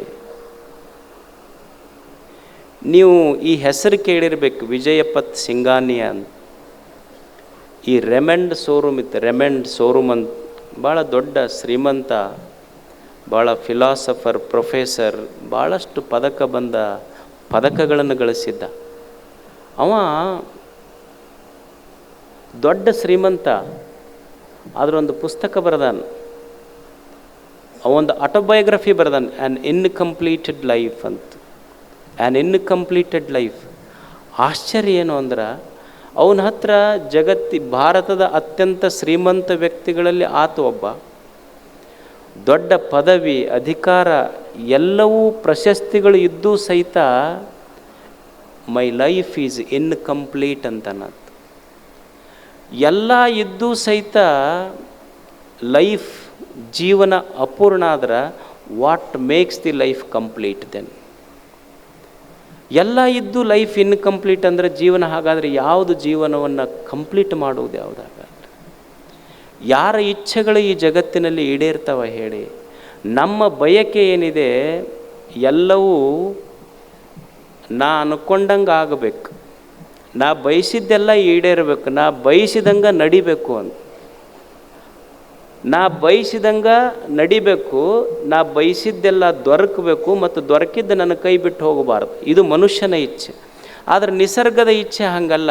ನೀ ಬಯಸಿದ್ದು ಯಾವುದು ಈಡೇರುವುದಿಲ್ಲ ಮತ್ತು ದೊರಕಿದ್ದೆಲ್ಲ ನಿನ್ನ ಕೈ ಬಿಟ್ಟು ಹೋಗ್ತದೆ. ಇದು ನಿಸರ್ಗದ ಇಚ್ಛೆ. ಇದು ಇಲ್ಲೊಂದು ಕಾನ್ಫ್ಲಿಕ್ಟ್ ಇದೆ, ಒಂದು ಯುದ್ಧ ಇದೆ. ನನ್ನ ಬಯಕೆ ಮತ್ತು ನನ್ನ ಇಚ್ಛೆ ಮತ್ತು ನಿಸರ್ಗದ ಇಚ್ಛೆಯ ಮಧ್ಯೆ ಹೋರಾಟ ಇದೆ. ನನ್ನ ಬಯಕೆ ಐತಿ, ಏನೈತಿ? ನಾವೆಷ್ಟು ಮಂದಿ ಪ್ರಯತ್ನ ಮಾಡೋದಿಲ್ಲ ಹೇಳಿ? ನನ್ನ ಮುಖದ ಮೇಲೆ ಒಟ್ಟ ರಿಂಕಲ್ ಬೀಳಬಾರ್ದು ನಾವು ಅಂತೀವಿ. ಎಲ್ಲಿದೆ? ಎಷ್ಟು ಮಂದಿ ಎಲ್ಲೆಲ್ಲ ಹೋಗಿ ಏನೇನೋ ಸಲೂನಿಗೆ ಹೋಗಿ ಏನೇನೋ ಮಾಡ್ಕೊಂಡು ಬಂದಿರ್ತೀವಲ್ಲ. ಅಂದ್ರೆ ನನ್ನ ಮುಖದ ಮೇಲೆ ರಿಂಕಲ್ ಬೀಳಬಾರ್ದು, ನನಗೆ ಯಾರೂ ಅಂಕಲ್ ಅನ್ನಬಾರ್ದು. ಅಂದ್ರೆ ಇವ ಇನ್ನೂ ಸಂಧಿ ಟ್ವಿಂಕಲ್ ಟ್ವಿಂಕಲ್ ಹಾಡ್ಕೊಂತ ಅಡ್ಡಾಡ್ಬೇಕನ್ನವ. ಇದು ಸಾಧ್ಯ ಐತೇನು? ನನ್ನ ಮುಖದ ಮೇಲೆ ರಿಂಕಲ್ ಬೀಳಬಾರ್ದು, ನನಗೆ ಯಾರು ಅಂಕಲ್, ಇದು ಸಾಧ್ಯ ಐತೇನು ಜಗತ್ತಿನೊಳಗೆ? ದೇಹ ಅಂದ ಮೇಲೆ ಇವತ್ತು ಹುಟ್ಟೈತಿ ಅಂದ ಮೇಲೆ ನಾಳೆ ನೆರೆ ಕೆನ್ನೆಗೆ ತೆರೆ ಗಲ್ಲಕ್ಕೆ ಬರುವುದೇ ಅದು. ನನ್ನ ಇಚ್ಛೆಯಂತೆ, ನನ್ನ ದೇಹವೇ ನನ್ನ ಇಚ್ಛೆಯಂತೆ ಮಾತು ಕೇಳುವುದಿಲ್ಲ ಅಂದ ಮೇಲೆ ಜಗತ್ತು ನನ್ನ ಇಚ್ಛೆಯಂತೆ ನಡಿಬೇಕು ಅನ್ನೋದು ಸಾಧ್ಯ ಇದೆಯೇನೋ ಹೇಳಿ? ನಾನು ಬಯಸಿದಂತೆ ನನ್ನ ದೇಹವೇ ನನ್ನ ಮಾತು ಕೇಳುವುದಿಲ್ಲ ಅಂದ ಮೇಲೆ ಜಗತ್ತು ನನ್ನ ಮಾತು ಕೇಳ್ತೈತೇನು? ಈಗ ಅತ್ತಿರ್ತಾಳೆ, ಆಕೆಯ ಬಯಕೆ ಏನು ಅಂದ್ರೆ, ಮಗನ ಲಗ್ನ ಮಾಡ್ತೀನಿ, ಸೊಸೆ ಬರ್ತಾಳೆ, ಎಲ್ಲ ಬಿಸಿ ರೊಟ್ಟಿ ಚಪಾತಿ ಮಾಡಿ ಕೊಡ್ತಾಳೆ, ನಾ ಆರಾಮ್ ಟಿ ವಿ ನೋಡ್ಕೊತ ಕುಂದಿರ್ಬೇಕಂತ. ಯಾವ ಅತ್ತಿಗೆ ಅಪೇಕ್ಷೆ ಇಲ್ಲ ಜಗತ್ತಿನ? ಈ ಅಪೇಕ್ಷೆ ಇಲ್ಲಾರ್ದ ಅತ್ತಿ ಯಾರಾದರೂ ಅದಾರ? ಅಥವಾ ಈ ಅಪೇಕ್ಷೆ ಇಲ್ಲಾರ್ದ ಅತ್ತಿ ಇದ್ದಿದ್ದೇ ಆದ್ರೆ ಅತ್ತಿ ಅನ್ನೋ ಶಬ್ದಕ್ಕೆ ಮೌಲ್ಯನೇ ಕಳ್ಕೊಂಡ್ಬಿಡ್ತೈತೆ. ಯಾವ ಅತ್ತಿಗೆ ಅಪೇಕ್ಷೆ ಇಲ್ಲ? ಮದುವೆ ಆದಮೇಲೆ ಸೊಸೆ ಬರಬೇಕು, ಬಿಸಿದು ಮಾಡಿ ಕೊಡಬೇಕು. ಯಾರಿಗೆ ಅಪೇಕ್ಷೆ ಇಲ್ಲ? ಕನ್ಯಾ ನೋಡಿ ಬಂದರು, ಸೊಸೆ ಮದುವೆ ಆಯ್ತು, ಸೊಸೆ ಬಂದ್ಲು, ಅತ್ತಿ ಕೇಳಿದ್ಲು ಏನೇನು ಬರ್ತೈತಿ? ಎಲ್ಲ ಬರ್ತೈತಿ. ಏನು ಬರ್ತೈತಿ? ಇಡ್ಲಿ ಬರ್ತೈತಿ, ದೋಸೆ ಬರ್ತೈತಿ, ಪುರಿ ಬರ್ತೈತಿ, ಎಲ್ಲ ಬರ್ತೈತಿ ಅನ್ನನ್ಲತ್ತಿ. ಎಲ್ಲ ಬರ್ತೈತಿ. ಹೋಟೆಲ್ದಾಗ ಆರ್ಡ್ರ್ ಕೊಟ್ರ ಅನ್ಲಕ್ಕೆ. ಹೋಟೆಲ್ದಾಗ ಆರ್ಡ್ರ್ ಕೊಟ್ರೆ ಇದೆಲ್ಲ ಬರ್ತೈತಿ. ಇದು ಯಾರ ಇಚ್ಛೆಗಳು ಪೂರೈಕೆ ಆಗ್ಯಾವ ಹೇಳಿ? ಇಲ್ಲೆಲ್ಲ ಯಾವ ತಂದೆಗೆ ಮಗನ ಮೇಲೆ ಇಚ್ಛೆ ಇಲ್ಲ ನನ್ನ ಮಗ ನನಗೆ ಜೋಪಾನ ಮಾಡ್ತಾನ ಅಂತ? ಯಾರು ಬಯಸ್ಲಿಕ್ಕಿಲ್ಲ ಹೇಳಿ? ಎಷ್ಟು ಮಂದಿ ತಂದೆಗಳ ಇಚ್ಛೆಗಳು ಬಯಸಬಾರ್ದಂತಲ್ಲ, ತಿಳ್ಕೊಬೇಕಾದದ್ದೇನು, ಒಟ್ಟ ಬಯಸಬಾರ್ದೇನ್ರಿ? ಹಂಗಿದ್ರ ಬಯಸಬಾರ್ದಂತಲ್ಲ, ಬಯಸಿದ್ದೆಲ್ಲ ಈಡೇರೋದಿಲ್ಲ ಅಂತ ತಿಳ್ಕೊಂಡು ಬಯಸಬೇಕಷ್ಟೇ. ಇದು ತತ್ವಜ್ಞಾನ ಮನುಷ್ಯನದು. ಬಯಸಬಾರ್ದಂತಲ್ಲ, ಬಯಸಿದ್ದೆಲ್ಲ ಈಡೇರೋದಿಲ್ಲ ಅಂತ ತಿಳ್ಕೊಳ್ಳೋದಷ್ಟೇ. ಈಗ ತಂದಿರ್ತಾನೆ, ಮಗನ ಮೇಲೆ ಎಷ್ಟು ಜೀವ ಇರ್ತಾನೆ ನೀವು ನೋಡ್ರಿ. ಸಣ್ಣ ಹುಡುಗರಿದ್ದಾಗ ಇವ ಮಕ್ಕೊಂಡಿರ್ತಾನ, ಸಣ್ಣ ಮಗು ಅವನ ಮೇಲೆ ಅಂಬೆಗಾಲು ಇಟ್ಕೊಂಡು ಬರ್ತಿರ್ತೈತಿ, ಎದಿ ಮೇಲೆ ಆಡ್ತಿರ್ತಾವಿಲ್ಲ ಹುಡುಗರು. ಸಣ್ಣ ಮಕ್ಕಳು ಹಿಂಗೆ ಆಡೋದು ನೋಡಿ ಅಪ್ಪ ಏನು ಮಾಡ್ತಿರ್ತಾನಂದ್ರೆ ವಿಡಿಯೋ ಮಾಡ್ತಿರ್ತಾನೆ. ವಿಡಿಯೋ ಮಾಡಿ ತಮ್ಮ ಫ್ರೆಂಡ್ಸಿಗೆಲ್ಲ ವ್ಯಾಟ್ಸಪ್ ಗ್ರೂಪಿಗೆ ಹಾಕಿ ನಮ್ಮ ಚಿನ್ನನ ವಿಡಿಯೋ ಇದು ಅಂತ ಬಿಡ್ತಿರ್ತಾನೆ. ಮಗ ಸಣ್ಣ ಹುಡುಗಿದ್ದಾಗ ಎದಿ ಮೇಲೆ ಅಂಬೆಗಿಲ್ಲಿ ಇಟ್ಟು ಆಡುವಾಗ ನಮ್ಮ ಚಿನ್ನನ ವಿಡಿಯೋ ಅಂತ ಬಿಡ್ತಿರ್ತಾನ. ಅವ ಮುಂದೆ ದೊಡ್ಡವಾಗಿ ಎದಿ ಮೇಲೆ ಕಾಲು ಕೊಡು ನೀ ಆಸ್ತಿಗೆ ಸಹಿ ಮಾಡಂತಿರ್ತಾನೆ.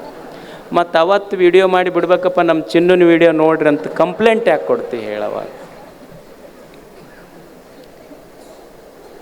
ಖಲೀಲ್ ಜಿಬ್ರಾನ್ ಹೇಳ್ತಾನೆ, your childrens are not your children, they have come through you but not from you. ನಿನ್ನ ಮಕ್ಕಳು ನಿನ್ನ ಮುಖಾಂತರ ಬಂದವರೇ ಹೊರತು ನಿನ್ನಿಂದ ಬಂದವರಲ್ಲ. ಯಾವುದೋ ಒಂದು ಶಕ್ತಿ ಈ ಭೂಮಿಗೆ ಅವ್ರಿಗೆ ಕಳಿಸಿದೆ, ನಿನ್ನ ಮುಖಾಂತರ ಅವರು ಈ ಜಗತ್ತಿಗೆ ಬಂದಾರ ಅಷ್ಟೇ. ಮತ್ತು ಹಾಗಿದ್ರೆ ಮಕ್ಕಳು ಜೋಪಾನ ಮಾಡಬಾರ್ದಂತ ಅನ್ಕೋಬೇಕನ್ರಿ? ಅನ್ಕೊಂಡಿರಬೇಕು. ಅನ್ಕೊಂಡಿದ್ದೆಲ್ಲ ಈಡೇರ್ತೈತಿ ಅನ್ನುವ ತಪ್ಪು ಕಲ್ಪನೆಯೊಳಗೆ ಮನುಷ್ಯ ಬದುಕಬಾರ್ದಷ್ಟೇ. ಇದು ತತ್ವಜ್ಞಾನ. ನಾವೇನು ಬಯಸಿದ್ದೆಲ್ಲ ಈಡೇರುವುದಿಲ್ಲ, ಬಯಸಿದ್ದೆಲ್ಲ ಪಡ್ಕೊಳ್ಳಿಕ್ಕಾಗೋದಿಲ್ಲ. ಮತ್ತು ಪಡ್ಕೊಂಡಿದ್ದೆಲ್ಲ ನಾವೇನಂತೀವಿ, ಏನು ಪಡ್ಕೊಂಡಿವಿ ಅದು ನಮ್ಮ ಕೈ ಬಿಟ್ಟು ಹೋಗಬಾರ್ದಂತೀವಿ. ಹಿಂಗಿರ್ತೈತೇನು ಜಗತ್ತಿನೊಳಗೆ? ಅಲೆಕ್ಸಾಂಡರ್ ಮಹಾರಾಜ ಇಡೀ ಜಗತ್ತು ಗೆದ್ದಿದ್ದ. ಗೆದ್ದು ಕೊನೆಗೆ ಹೋಗುವಾಗ ಅವ ಬರೆದ ಕೊನೆಯ ಸಾಲು ಅಂದರೆ, I am a poor king of rich kingdom ಅಂತ. I am a poor king of rich kingdom. ಯಾಕಂದ್ರೆ ಹೋಗುವಾಗ ಬರಿಗೈಯಿಂದ ಹೊಂಟಿನೆಲ್ಲ, ಈ ಶ್ರೀಮಂತ ದೇಶದ ಬಡವ ದೊರೆ ನಾನು ಅಂತ. ಯಾವುದು ಖಾಯಂ ನನ್ನ ಜೊತೆ ಉಳಿತದೆ ಹೇಳಿ? ಯಾವುದು ಉಳಿಯುವುದಿಲ್ಲ. ಒಂದು ದಿವಸ ಈ ದೇಹವೇ ನನ್ನಿಂದ ದೂರ ಆಗುವಾಗ ನಾನು ಗಳಿಸಿದ ಸಂಪತ್ತು ದೂರ ಆಗ್ತದೆ, ಸಂಬಂಧಗಳು ದೂರ ಆಗ್ತವೆ, ಎಲ್ಲವೂ ಸಹಿತ ಒಂದು ದಿವಸ ಯಾವುದು ನಾನು ಪಡ್ಕೊಂಡಿನಿ ಆ ಜಗತ್ತು ನನ್ನಿಂದ ದೂರ ಹಾಕೋಂತ ಹೋಗ್ತಿರ್ತದೆ. ಸುಮ್ಮನೆ ನೀವು ಸಣ್ಣ ವಿಷಯಗಳು ನೋಡ್ರಿ. ಮೊದಲಿದ್ದ ಸಂಬಂಧ ಹೆಂಗಿತ್ತು ಖಾಯಂ ಹಂಗೆ ಉಳ್ಕೊಂಡಿರ್ತೈತೇನು? ಒಂದು ಸ್ವಲ್ಪ ವ್ಯತ್ಯಾಸ ಆಗ್ತಾವಿಲ್ಲ. ಈಗ ನೀವು ಮದುವೆ ಆಗಿರಿ, ಮದುವೆ ಆಗೋದಕ್ಕಿಂತ ಮೊದಲು ಹೆಂಗಿತ್ತು ಈಗ ನೋಡ್ರಿ ನೀವು, ವ್ಯತ್ಯಾಸ ಐತೆ ಇಲ್ಲ?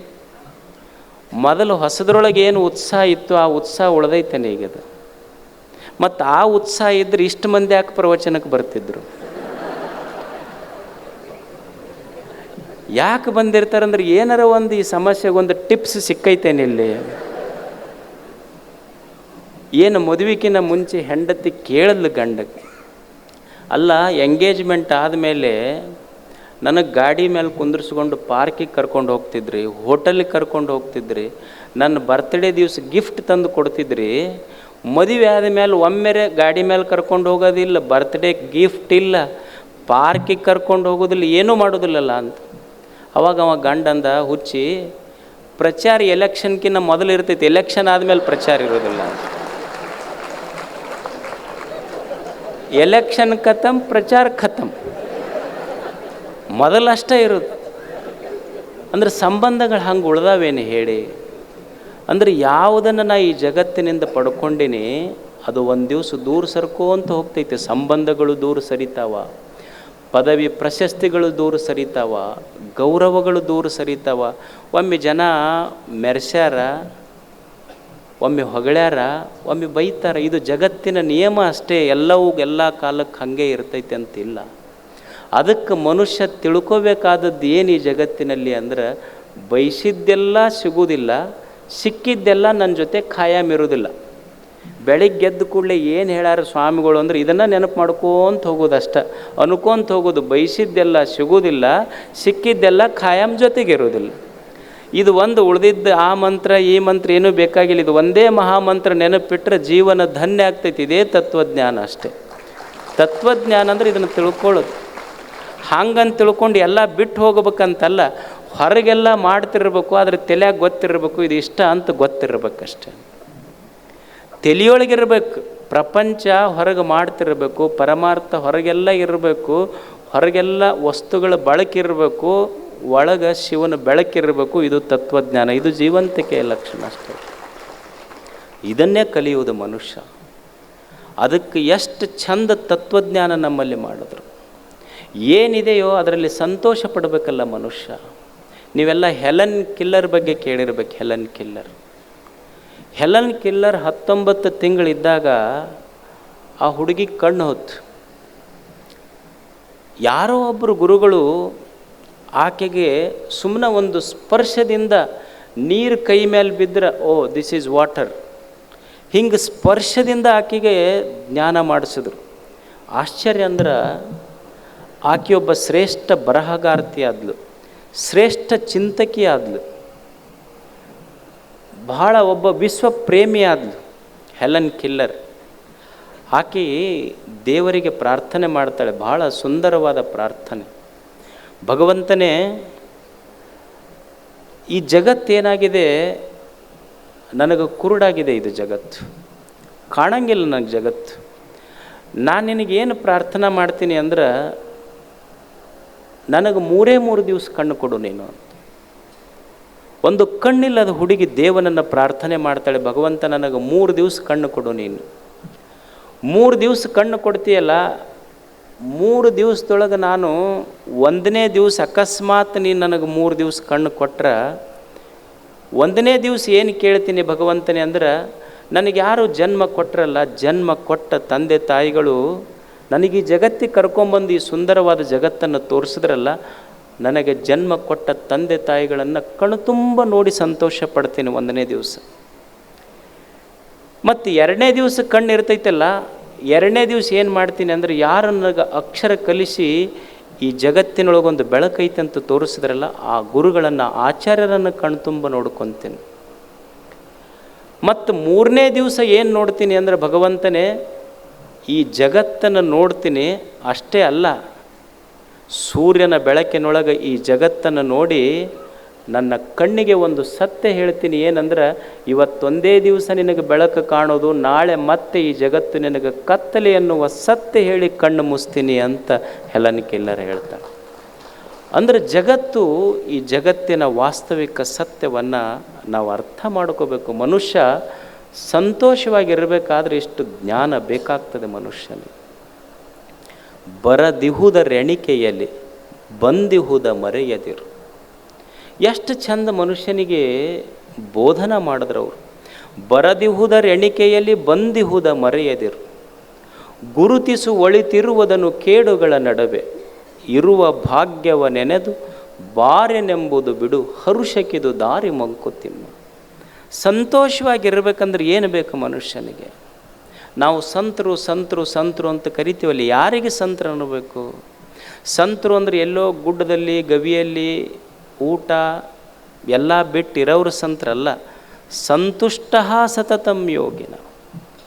ಸಂತ ಸಂತ ಅಂತ ಯಾರಿಗೆ ಕರಿಬೇಕು ಅಂದರೆ, ಯಾರು ಸದಾ ಸಂತೋಷವಾಗಿರ್ತಾರೋ ಅವರಿಗೆ ಸಂತರ ಅನ್ನಬೇಕಷ್ಟ. ಸಂತೋಷವಾಗಿರುವುದನ್ನು ಕಲಿಯೋದು ಜೀವನದಲ್ಲಿ. ಈ ನಾಡಿನ ಕವಿ ಹರುಷದ ದಾರಿ ಹೇಳ್ತಾನೆ. ಮನುಷ್ಯ ಹೆಂಗೆ ಹರುಷವಾಗಿರಬೇಕು, ಸಂತೋಷವಾಗಿರಬೇಕು. ನಮ್ಮದು ಹಂಗಾಗೋದಿಲ್ಲ. ಎದ್ದು ಕೂಡಲೇ ಅಳ್ಕೊ ಅಂತ ಹೇಳ್ತೀವಿ ನಾವು. ಎದ್ದು ಕೂಡಲೇ ಅಳ್ಕೊ ಅಂತ ಹೇಳೋದು. ಏನು ಬಿಡ್ರಿ, ದೇವರು ಸುಮ್ಮನೆ ನಮ್ಮ ಕಣ್ಣು ಮುಚ್ಚಿ ಬಿಡ್ಬೇಕು ನಾವು ಅನ್ನೋದಿಲ್ಲ. ಎದ್ದು ಕೂಡಲೇ ನಮ್ಮ ಪ್ರಾರ್ಥನೆ ಏನಂದ್ರೆ, ಸುಮ್ಮನೆ ದೇವ್ರು ಎದ್ದು ಕೂಡಲೇ ಕಣ್ಣು ಮುಚ್ಚಬೇಕು ನೋಡ್ರಿ. ನಮ್ಮ ಅಲ್ಲಿ ತೆಗಿ ಅಂತ ಯಾರು ಅಂದ್ರೆ, ನಿನಗೆ ಮುಚ್ಕೊಂಡ್ಬಿಡ್ಬೇಕಾಗಿತ್ತು ಅಷ್ಟೆ. ನಮ್ಮ ಪ್ರಾರ್ಥನಾ ಎದ್ದು ಕೂಡಲೇ ಅಂದ್ರೆ ದೇವ್ರು ಕಣ್ಣು ಮುಚ್ಚಬೇಕ್ರಿ ನಮಗೆ. ಅಲ್ಲಿ ತೆಗಿ ಅಂತ ಯಾರು ಅಂದಾರೆ. ಮತ್ತು ಸ್ವಲ್ಪ ಯಾರು ಇದನ್ನು ಕೇಳಿಲ್ಲ ಅಂದ್ರೆ ಸುಮ್ಮನೆ ದೇವ್ರು ಕರ್ಕೊಂಡ್ಬಿಡ್ಬೇಕು ನೋಡ್ರಿ ನಮಗೆ. ಅಲ್ಲಿ ಬೇಕಂದ್ರೆ ನೀವು ಹೋಗ್ಬೇಕು, ಪಾಪ ಅವನ ಮೇಲೆ ಯಾಕೆ ಹೇಳತ್ತೆ ಹೇಳಿ. ಅಲ್ಲಿ ಯಾವ ಗ್ಯಾರಂಟಿ ಮೇಲೆ ಅಂತೀವಿ ಅಂದ್ರೆ, ಅಂದವ್ರಿಗೆಲ್ಲ ಅವ ಕರ್ಕೊಳ್ಳೋದಿಲ್ಲ ಅನ್ನೋ ಗ್ಯಾರಂಟಿ ಮೇಲೆ ಅಂತಿರ್ತೀವಿ. ಅಂದವ್ರಿಗೆಲ್ಲ ಕರ್ಕೊಂಡು ಹೋಗ್ತಿದ್ರಿ, ಯಾರು ಭಾಳ ಹುಷಾರದಿಂದ ಅಂತಿದ್ವಿ ನಾವು. ಏನು ತಲೆ ಕೈ ಹಚ್ಕೊಂಡು ಮುಖ ಗಂಟು ಹಾಕ್ಕೊಂಡು ಕುಂತ್ರೆ ಏನಪ್ಪ ಸರ್ಕಾರದ ಗ್ಯಾರಂಟಿ ಸಾಲನ ಇವನು ತಲೆ ಕಟ್ಟ್ಯಾರ ಅನ್ನುವಂಗೆ ಬೆಳಿಗ್ಗೆ ಕಟ್ಟು ಕುಂತಿರ್ತಾನ. ಅದು ಹಿಂಗೆ ಕುಂತ್ರೆ ಹೆಂಗೆ ಜೀವನ? ಅವ ಕವಿ ಎಷ್ಟು ಚಂದ ಹೇಳ್ತಾನೆ, ಸಂತೋಷವಾಗಿ ಬದುಕಬೇಕಾದ್ರೆ ಹೆಂಗೆ ಬದುಕೋದು ಮನುಷ್ಯ? ಬರದಿಹುದರೆಣಿಕೆಯಲ್ಲಿ ಬಂದಿಹುದ ಮರೆಯದಿರು. ಬರದಿಹುದರೆಣಿಕೆಯಲ್ಲಿ ಬಂದಿಹುದ ಮರೆಯದಿರು. ಮನುಷ್ಯನಿಗೆ ಯಾಕೆ ಭಾಳ ತಾಪಾಗೈತಿ ಅಂದ್ರೆ, ನಮ್ಮ ಹತ್ರ ಏನಿಲ್ಲ ಅದಕ್ಕೆ ದುಃಖ ಪಡಕತ್ತೀವಿ. ಏನೈತಿ ಅದನ್ನು ನೋಡಿ ಸಂತೋಷ ಪಡುವ ಗುಣ ನಮ್ಮಿಲ್ಲ. ನಮ್ಮ ಮಕ್ಕಳಿಗೆ ನಾವು ಬೈತೀವಿ. ಏನು ಬೈತೀವಿ ಅಂದ್ರೆ, ನೀ ಇಂಜಿನಿಯರ್ ಆಗಲಿಲ್ಲ, ನಿನಗೆ ಎಷ್ಟು ಓದಿಸ್ವಿ, ನೀ ನೀಟ್ ಪಾಸ್ ಆಗಲಿಲ್ಲ, ನೀ ಡಾಕ್ಟ್ರ್ ಆಗಲಿಲ್ಲ, ನೀ ಲಾಯರ್ ಆಗಲಿಲ್ಲ, ನೀ ದೊಡ್ಡ ಬಿಸ್ನೆಸ್ ಮಾಡಲಿಲ್ಲ. ಏನು ಅವ್ರು ನೋಡು, ನಮ್ಮ ಮನೆ ಮಗ್ಗಲ್ದವ್ರ ಮಗ ಅಮೇರಿಕಕ್ಕೆ ಹೋಗ್ಯಾನ ಅಂತ ಇನ್ನೊಬ್ಬರ ಮಕ್ಕಳೊಂದಿಗೆ ಹೋಲಿಸಿ ನಮ್ಮ ಮಕ್ಕಳು ನಾವು ಬೈತೀವಿ. ಅಂದ್ರೆ ಒಬ್ಬ ವ್ಯಕ್ತಿಯ ಮಗ ಅಮೇರಿಕದಾಗಿದ್ದ, ಅವ ಅಮೇರಿಕದಿಂದ ದುಡಿತಿದ್ದ ಅಂದ್ರೆ ಅವನು ಅಷ್ಟೇ ಶ್ರೀಮಂತ ಅಂತಲ್ಲ. ಯಾವ ತಂದೆ ಶ್ರೀಮಂತ ಅಂದ್ರೆ, ಬರೀ ಯಾರ ಮಕ್ಕಳು ಅಮೇರಿಕದಾಗ ಇರ್ತಾರ ಆ ತಂದೆ, ಅಮೇರಿಕದೊಳಗೆ ಮಕ್ಕಳಿದ್ದ ತಂದೆ ಅಷ್ಟೇ ಶ್ರೀಮಂತ ಅಲ್ಲ. ಯಾವ ಮಕ್ಕಳು ಸಾಯಂಕಾಲ ಕತ್ತಲಾದ ಕೂಡಲೇ 9ಕ್ಕೆ ಬಂದು ರಾತ್ರಿ ಹೊತ್ತಿನ ಊಟ ತನ್ನ ತಂದೆ ಜೊತೆ ಕುಂತು ಉಣ್ತಾರಲ್ಲ, ಆ ತಂದೆ ನೀವು ಶ್ರೀಮಂತನಲ್ಲ. ಅವರು ಅಮೇರಿಕದಾಗ ಇದು IPL ನೋಡ್ಕೊಂಡು ಉಣ್ತೈತಿ, ಯಾರೂ ಇಲ್ಲಿದಕ್ಕೆ.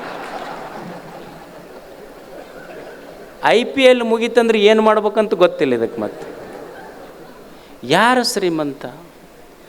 ಬರದಿಹುದರ ಎಣಿಕೆಯಲ್ಲಿ ಬಂದಿಹುದ ಮರೆಯಿದ್ರಿ. ಏನಿಲ್ಲ ಅದ್ರ ಬಗ್ಗೆ ತಲೆ ಕೆಡಿಸ್ಕೋಬೇಡಿ. ಏನೈತೆ ಮಗ ಚಂದ ಸಂತೋಷ ಪಡೋದು. ಯಾರೋ ಮೊನ್ನೆ ಪೇಪರ್ನೇ ಬಂದಿತ್ತು ನೋಡಿ, ರ್ಯಾಂಕ್ ಬಂದವರಲ್ಲ ನನ್ನ ಮಗ ಫೇಲ್ ಆಗ್ಯಾನಂತ ತಿಳ್ಕೊಂಡು ಬೇಡ ಅನ್ಸದ ಅವ ಒಬ್ಬ. ಅಂದ್ರೆ ಹೊಸ ನಮೂನಿ ಜನ ಹೆಂಗೆ ಸಂತೋಷ ಪಡ್ತಾರೆ ಅವರೆಲ್ಲ. ಅಂತ ಏನು ಫೇಲ್ ಆದ್ರೆ ಏನು ಜಗತ್ತಿನೊಳಗೆ ಬೇರೆ ದಾರಿನೇ ಇಲ್ಲ. ಜಗತ್ತು ಎಷ್ಟು ದೊಡ್ಡದೈತೆ ಅಂಥದ್ದು. ಏನು ಸರ್ಕಾರ ನಡೆಸುವ ಪರೀಕ್ಷೆಯೊಳಗೆ ಫೇಲ್ ಆದ್ರೆ ಅಲ್ಲಿ ನಮ್ಮ ಮಕ್ಕಳು ಪ್ರಶ್ನೆ ಇಲ್ಲ. ಆದರೆ ಜೀವನದ ಪರೀಕ್ಷೆಯಲ್ಲಿ ಹೆಂಗೆ ಗೆಲ್ಲುವುದನ್ನು ಕಲಿಸಬೇಕು, ಅದು ತಂದೆ ತಾಯಿಗಳ ಜವಾಬ್ದಾರಿ. ಏನೊಬ್ಬರು ಎಲ್ಲರೂ ನೀಟ್ನಾಗ ಪಾಸ್ ಆಗೋಕ್ಕೆ ಸಾಧ್ಯತೆ? ತಂದೆ ತಾಯಿ ಜವಾಬ್ದಾರಿ ಬರೆಸಬೇಕು, ಪ್ರಶ್ನೆ ಇಲ್ಲ. ನೀಟ್ ಬರೆಸೋದು ಭಾಳ ಮುಖ್ಯ ಅಲ್ಲ, ನೀಟಾಗಿ ಬದುಕಿಸೋದು ಭಾಳ ಮುಖ್ಯ ಐತೆ ಮಕ್ಕಳಿಗೆ. ಅದನ್ನು ಕಲಿಸ್ಬೇಕಾಗೈತೆ ನಾವು. ಏನಿಲ್ಲ ಅದ್ರ ಬಗ್ಗೆ ಭಾಳ ತಲೆ ಕೆಡಿಸ್ಕೋಬೇಡ. ಭಾಳ ಮಂದಿ ಅಂತೀರ ನಮಗೆ ಬರೀ ಹೆಣ್ಣು ಆಗ್ಯಾವ, ನಮಗೆ ಹೆಣ್ಣು ಆಗ್ಯಾವ ಅನ್ನೋದಿಲ್ಲ. ಎಷ್ಟೋ ಮಂದಿ ಅಲ್ಲ, ನಮಗೆ 2 3 ಹೆಣ್ಣಾಗ್ಯಾವ. ಎಷ್ಟೋ ಮಂದಿಗೆ ಮಕ್ಕಳಿಲ್ಲಲ್ಲ, ಮಕ್ಕಳಿಲ್ಲಾರ್ದ ತಾಯಂದಿರದಾರ. ಅದಕ್ಕೆ ನಾ ಭಾಳ ಸಲ ಹೇಳ್ತಿರ್ತೀನಿ, ಏನಂದ್ರೆ ಮಕ್ಕಳು ಈಗ ಈ ಸುನಾಮಿ ಬಂತು ನೋಡ್ರಿ, ಸುನಾಮಿ ಬಂದಾಗ ಇಬ್ಬರು ತಂದೆ ತಾಯಿ ಅಡುಗೆ ಮಾಡಾಕತ್ತಾಳ, ಇಬ್ಬರು ಮಕ್ಕಳಿಗೆ ಕರ್ಕೊಂಡು ಅವ ಸಮುದ್ರ ದಂಡಿಗೆ ಹೋಗಿದ್ದ. ಸುನಾಮಿ ಬಂದು 2 ಮಕ್ಕಳು ತೊಗೊಂಡು ಹೋಗ್ತವ್ನು. ಅವ ಮನೆಗೆ ಬಂದಂತ ನಮ್ಮ 2 ಮಕ್ಕಳು ಹೋಗ್ಯಾವ ಅಂದಮೇಲೆ ನಾವರ ಯಾಕೆ ಇರ್ಬೇಕಂತ ನಾವು ಇಬ್ಬರು ಆತ್ಮಹತ್ಯೆ ಮಾಡ್ಕೊಳ್ಳೋಣ ಅಂತ ಇಬ್ಬರು ಗಂಡ ಹೆಂಡತಿ ಸಮುದ್ರ ದಂಡಿಗೆ ಹೊಂಟಿದ್ರು. ಇವ್ರ ಮಕ್ಕಳು ಹೋಗಿದ್ದು, ಅಲ್ಲಿ ಕೆಲವು ಜನ ತಂದೆ ತಾಯಿಗಳು ಹೋಗಿದ್ದು ಮಕ್ಕಳು ಎಳ್ಕೊಂತ ಕುಂತಿದ್ದು. ಅವಾಗ ಇವ್ರಂದ್ರು ನಮ್ಮ ಮಕ್ಕಳು ಹೋದ್ರೆ ಹೋಗಲ್ಲಕ್ಕ, ಈ ಮಕ್ಕಳು ಸಿಕ್ಕವಲ್ಲ, ಇವನು ಜೋಪಾನ ಮಾಡೋಣ ಅಂತ ಅಷ್ಟು ಮಕ್ಕಳಿಗೆ ಕರ್ಕೊಂಬಂದು ಜೋಪಾನ ಮಾಡಾಕತ್ರ ಅವ್ರು. ಅದಕ್ಕೆ ಮನುಷ್ಯ ಅರ್ಥ ಮಾಡ್ಕೋಬೇಕಾದದ್ದೇನು ಅಂದ್ರೆ, ಮಕ್ಕಳು ಹೊಟ್ಟೆಯಾಗ ಹುಟ್ಟುವುದಿಲ್ಲ, ಮಕ್ಕಳು ಹೃದಯದೊಳಗೆ ಹುಟ್ಟುತ್ತವ ಅನ್ನೋ ಸತ್ಯ ಗೊತ್ತಾಗ್ಬೇಕು ಮನುಷ್ಯನ. ಬರೇ ಮಕ್ಕಳು ಹೊಟ್ಟೆಯಾಗ ಹುಟ್ಟುವುದಿಲ್ಲ ಅಂತ. ಅದಕ್ಕೆ ಬರೀ ನಮಗೆ ಹೆಣ್ಣಾಗ್ಯಾವ ಏನು ಮಕ್ಕಳಲ್ಲೇ ನಾವು ಎಲ್ಲವೂ ಮಕ್ಕಳಲ್ಲ ಅಂತ. ನಮಗೆ ಹೆಣ್ಮಕ್ಳು ಅಂದ್ರೆ ಭಾಳ ಹೆಣ್ಣು ಹುಟ್ಟ್ಯಾವ್ರಿ, ಭಾಳ ಟೆನ್ಷನ್ ಆಗೈತೆ ಅಂತ ಇರ್ತಾರೆ ಮಂದಿ. ಅದಕ್ಕೆ ಭಾಳ ತಿಳ್ಕೊಬೇಕಾದದ್ದೇನೆಂದ್ರೆ, ಟೆನ್ಷನ್ ಅನ್ನಬಾರ್ದು, ಅವ್ರು 10 ಸನ್ನಿಗೆ ಸಮ ಅಂತ ತಿಳ್ಕೊಬೇಕಂದ್ರೆ ಸಂತೋಷ ಇರ್ತೈತೆ ಅಷ್ಟೆ. ತಿಳ್ಕೊಳ್ಳೋದು ಹೆಣ್ಣಿರಲಿ ಗಂಡಿರಲಿ, ಮಕ್ಕಳು ಅಂದ್ರೆ ಏನು ತಿಳ್ಕೊಬೇಕು ಅಂದ್ರೆ ಹೆಣ್ಣ ಗಂಡ ಅಂತ ತಿಳ್ಕೊಳ್ಳೋದಲ್ಲ. ಮಕ್ಕಳು ಅಂದ್ರೆ ಆಗ ತಾನೇ ದೇವರು ಹಚ್ಚಿದ ತಾಜಾ ದೀಪ ಅಂತ ತಿಳ್ಕೊಬೇಕು. ಮಕ್ಕಳಂದ್ರೆ ಲೈಟ್ ಅಷ್ಟೇ, ದೀಪ ಅಷ್ಟೇ, ಹೆಣ್ಣೋ ಗಂಡೋ ಇಲ್ಲ. ಬರದಿಹುದರೆಣಿಕೆಯಲ್ಲಿ ಬಂದಿಹುದ ಮರೆ, ಏನೈತಿ ಮೊದಲು ಅದನ್ನು ನೋಡಪ್ಪ. ಏನು ದೇವರು ಕೊಟ್ಟಾನ ಅದ್ರ ಬಗ್ಗೆ ಮೊದಲು ಸಂತೋಷ ಪಡುವುದನ್ನು ಕಲಿಬೇಕಲ್ಲ ಮನುಷ್ಯ. ಅದು ಗೊತ್ತಿಲ್ಲ ನಮಗೆ. ಈಗ ನಾವು ಭಾಳ ಮಂದಿ ಏನಂತೀವಿ, ನಮಗೆ ಕಾರ್ ಇಲ್ಲರಿ ಅಂತೀವಿ. ಈ ಕಾರ್ ಇದ್ದ ಒಂದು ಏನು ಪರಿಸ್ಥಿತಿ ಐತಂದ್ರೆ, ಅವ ಮನ್ಯಾಗಿಂದ ಕಾರ್ ಗಡ್ಯಾಗ ಬರ್ಬೇಕಾದ್ರೆ ಗಾಲಿ ಕುರ್ಚಿ ಮೇಲೆ ವೀಲ್ ಚೇರ್ ಮೇಲೆ ಬರ್ಬೇಕವ. ದೇವರು ಅವನಿಗೆ ಕಾರ್ ಕೊಟ್ಟಿರ್ಬೋದು ಅಡ್ಡಾಡಕ್ಕಾದ್ರೆ, ಕಾಲ ಇಲ್ಲ. ಕಾರ್ ಇದ್ದವ್ ಶ್ರೀಮಂತ ಅಲ್ಲ, ನಡ್ಕೊಂಡು ಅಡ್ಡಾಡಕ್ಕೆ ಕಾಲಿದ್ದವ್ರು ನಿಜವಾಗ್ಲೂ ಶ್ರೀಮಂತರಲ್ಲ. ಕಾರ್ ಇರಲಾರ್ದಕ್ಕೆ ತಲೆ ಕೆಡಿಸ್ಕೋಬೇಡ, ದೇವ್ರ ಕಾಲು ಕೊಟ್ಟಿದ್ದಕ್ಕೆ ಸಂತೋಷ ಪಡುವುದನ್ನು ಕಲಿ. ಬರದಿಹುದರೆಣಿಕೆಯಲ್ಲಿ ಏನು ಬಂದಿಲ್ಲ ಅದ್ರ ಬಗ್ಗೆ ಭಾಳ ತಲೆ ಕೆಡಿಸ್ಕೋಬೇಡ. ಬರದಿಹುದರೆಣಿಕೆಯಲ್ಲಿ ಬಂದಿಹುದ ಮರೆಯದಿರು. ದೇವರು ಏನು ಕೊಟ್ಟಾನ ಅದನ್ನು ಮೊದಲು ಸಂತೋಷ ಪಡುವುದನ್ನು ಕಲಿ. ಇಲ್ಲಾರದ ಬಗ್ಗೆ ತಲೆ ಕೆಡಿಸ್ಕೊಳ್ಳೋದು ಬಿಡು. ಏನು ಕೊಟ್ಟಾನ ಅದರೊಳಗೆ ಸಂತೋಷ ಪಡುವುದನ್ನು ಕಲಿ. ದೇವರು ಇನ್ನೊಬ್ಬರ ತಾಟಿನೊಳಗೆ ಏನು ಹಾಕ್ಯಾನ ನೋಡಿ ಆಶಾ ಪಡುವುದು ಬೇಡ. ನನ್ನ ತಾಟಿನೊಳಗೆ ಏನು ಹಾಕ್ಯಾನ ಉಂಡು ಸಂತೋಷ ಪಡುವುದನ್ನು ಮನುಷ್ಯ ಕಲಿಬೇಕು. ಇದು ಜೀವನ, ಇದು ಅಷ್ಟೆ. ಬರದಿಹುದರೆಣಿಕೆಯಲ್ಲಿ ಬಂದಿಹುದ ಮರೆಯದಿರು, ಗುರುತಿಸು ಒಳಿತಿರುವುದನ್ನು ಕೇಡುಗಳ ನಡುವೆ. ಏನು ಜಗತ್ತಂದ್ರೆ ಎಲ್ಲ ಒಂದೇ ರೀತಿ ಇರ್ತೈತಿ. ಏನು ಸ್ವಲ್ಪ ಒಳ್ಳೆಯದು, ಒಂದು ಸ್ವಲ್ಪ ಕೆಟ್ಟದ್ದು ಇರ್ತೈತಿ. ಆದ್ರೆ ಬರೀ ಕೆಟ್ಟದ್ದು ನೋಡೋಕೆ ಹೋಗಬೇಡ ಮನುಷ್ಯನೇ. ಒಳ್ಳೆಯದು ಭಾಳ ಐತಿ ಜಗತ್ತಿನೊಳಗೆ. ಈಗ ನೀವೊಂದು ಹೊಸ ಕಾರ್ ತೊಗೊತೀರಿ, ನೀವು ಒಂದು ಇನೋವನೋ ಆಡಿನೋ ಯಾವುದೋ ಒಂದು ಹೊಸ ಕಾರ್ ತೊಗೊತೀರಿ. ಅಲ್ಲ, ಎಂಥ ಹೊಸ ಕಾರ್ ತೊಗೊಂಡ್ರು ಸಹಿತ ಸ್ವಲ್ಪ ಕಾರ್ಬನ್ ಬಿಡೋದ ಅದು. ನೀವು ಎಂಥ ಹೊಸ ಇನೋವಾ ಕಾರ್ ತೊಗೊಂಡ್ರು ಕಾರ್ಬನ್ ಬಿಡ್ತೈತಿ, ಗೊತ್ತಿರ್ಬೇಕು. ಕಾರ್ಬನ್ ಬಿಡ್ತೈತಿ ಇದು ಗಾಡಿ ಅಂದ್ರೆ ಅಡ್ಡಾಡೋಕ್ಕಾಗೋದಿಲ್ಲ ನಾಳೆ ಅಂದ್ರೆ ಗೊತ್ತಿರಬೇಕು. ಎಂಥ ಹೊಸ ಇನೋವಾ ಕಾರ್ ತೊಗೊಂಡ್ರು ಸ್ವಲ್ಪ ಕಾರ್ಬನ್ ಬಿಡೋದಾಯ್ತು. ನಾ ಮಾಡಬೇಕಾದದ್ದೇನು, ಈ ಶಿವಮೊಗ್ಗಕ್ಕೆ ಬರ್ತಿರ್ತೀವಿ. ಶಿವಮೊಗ್ಗಕ್ಕೆ ಬರಾಗ ಊರು ಮುಂದೆ ಒಂದಿಷ್ಟು ತಿಪ್ಪಿನೂ ಹಾಕಿರ್ತಾರೆ ಜನ, ಒಂದಿಷ್ಟು ಹೂವಿನ ಗಿಡನೂ ಬೆಳೆಸಿರ್ತಾರೆ. ಈ ಊರು ಬಿಟ್ಟು ಮುಂದಿನ ಊರಿಗೆ ಹೋಗುವಾಗ ಈ ಊರು ತಿಪ್ಪಿ ಪ್ರಚಾರ ಮಾಡಬಾರ್ದು, ಈ ಊರಿನ ಹೂವು ಪ್ರಚಾರ ಮಾಡ್ಕೊತ ಹೋಗ್ಬೇಕು. ಅದು ಜೀವನ ಅಂತಷ್ಟೆ. ಕೆಟ್ಟದ್ದು ಇರ್ತದೆ, ಒಳ್ಳೆಯದು ಇರ್ತದೆ. ನೋಡಿ ಕಲಿಯುವುದು. ಯಾವುದು ಒಳ್ಳೆಯದದೆ ಕೆಟ್ಟದ್ದನ್ನು ಸ್ವಲ್ಪ ದೂರ ಮಾಡೋದು, ಒಳ್ಳೆಯದನ್ನು ಸ್ವೀಕಾರ ಮಾಡೋದು ಮನುಷ್ಯ. ಗುರುತಿಸು ಒಳಿತಿರುವುದನ್ನು ಕೇಡುಗಳ ನಡುವೆ.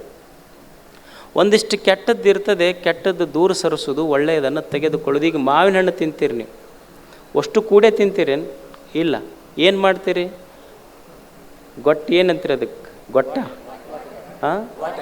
ವಾಟೆ ಅಂತೀರಿ. ನಮ್ಮ ಕಡೆ ಗೋಟೆ ಅಂತಾರೆ. ಗೊಟ್ಟ ವಾಟೆ ಒಗಿತೀರಿ, ಸೊಪ್ಪಿ ಒಗಿತೀರಿ, ರಸ ಕುಡಿತೀರಿ. ಹೆಂಗೆ ಕೆಟ್ಟದ್ದು ತೆಗೆದು ಒಗಿತೀರಿ, ಒಳ್ಳೇದು ಸ್ವೀಕಾರ ಮಾಡ್ತೀರಿ. ಈಗ ತಾಯಂದಿರು ಇರ್ತಾರೆ, ಅನ್ನ ಮಾಡ್ತಾರೆ. ಅನ್ನ ಮಾಡ್ಬೇಕಾದ್ರೆ ಏನು ಮಾಡ್ತಾರೆ, ಒಂದು ಸ್ವಲ್ಪ ಅಕ್ಕಿ ಗಿಕ್ಕಿ ಮರದೊಳಗೆ ತಾಟ್ನಾಗ ಹಾಕ್ಕೊಂಡು ಮೊದಲು ಹಳ್ಳ ಆರಿಸ್ತಾರೆ. ಹಿಂಗೆ ತೆಗೆದು ಒಗಿತಾರೆ, ಹಳ್ಳ ತೆಗಿತಾರೆ. ಚಲೋ ಅಕ್ಕಿ ಕುಕ್ಕರ್ನಾಗ ಹಾಕಿ ಅನ್ನ ಮಾಡ್ಕೊಂಡು ಉಣ್ತಾರೆ. ಹಂಗೆ ಜಗತ್ತನ್ನೋದು ನಮ್ಮ ತಟ್ಟೆಯೊಳಗೆ ಕೆಟ್ಟದ್ದು ಒಳ್ಳೆಯದು ಕೂಡೇ ಹಾಕೈತಿ. ಕೆಟ್ಟದ್ದನ್ನು ಹಳ್ಳ ತೆಗೆದು ಒಗಿಬೇಕು, ಚಲೋದನ್ನು ಅನ್ನ ಮಾಡ್ಕೊಂಡಂಗೆ ಉಣ್ಬೇಕು ಅಷ್ಟೇ. ಇದು ಜೀವನ ಅಷ್ಟೇ. ಕಲಿಯೋದು ಒಳ್ಳೆಯದನ್ನು ಸ್ವೀಕಾರ ಮಾಡಬೇಕು. ಈಗ ಸಂಸಾರ ಐತಿ ನಿಮ್ಮದು. ಸಂಸಾರ ಯಾಕೆ ಕೆಟ್ಟವ, ಯಾಕೆ ಗಂಡ ಹೆಂಡತಿಯ ಮಧ್ಯೆ ಸದಾ ಜಗಳ ಬರ್ತಾವಂದ್ರೆ ಅವ್ರು ಕೆಟ್ಟದ್ದು ಹೇಳ್ತಾರೆ, ಇವ್ರು ಕೆಟ್ಟದ್ದು ಹೇಳ್ತಾರೆ.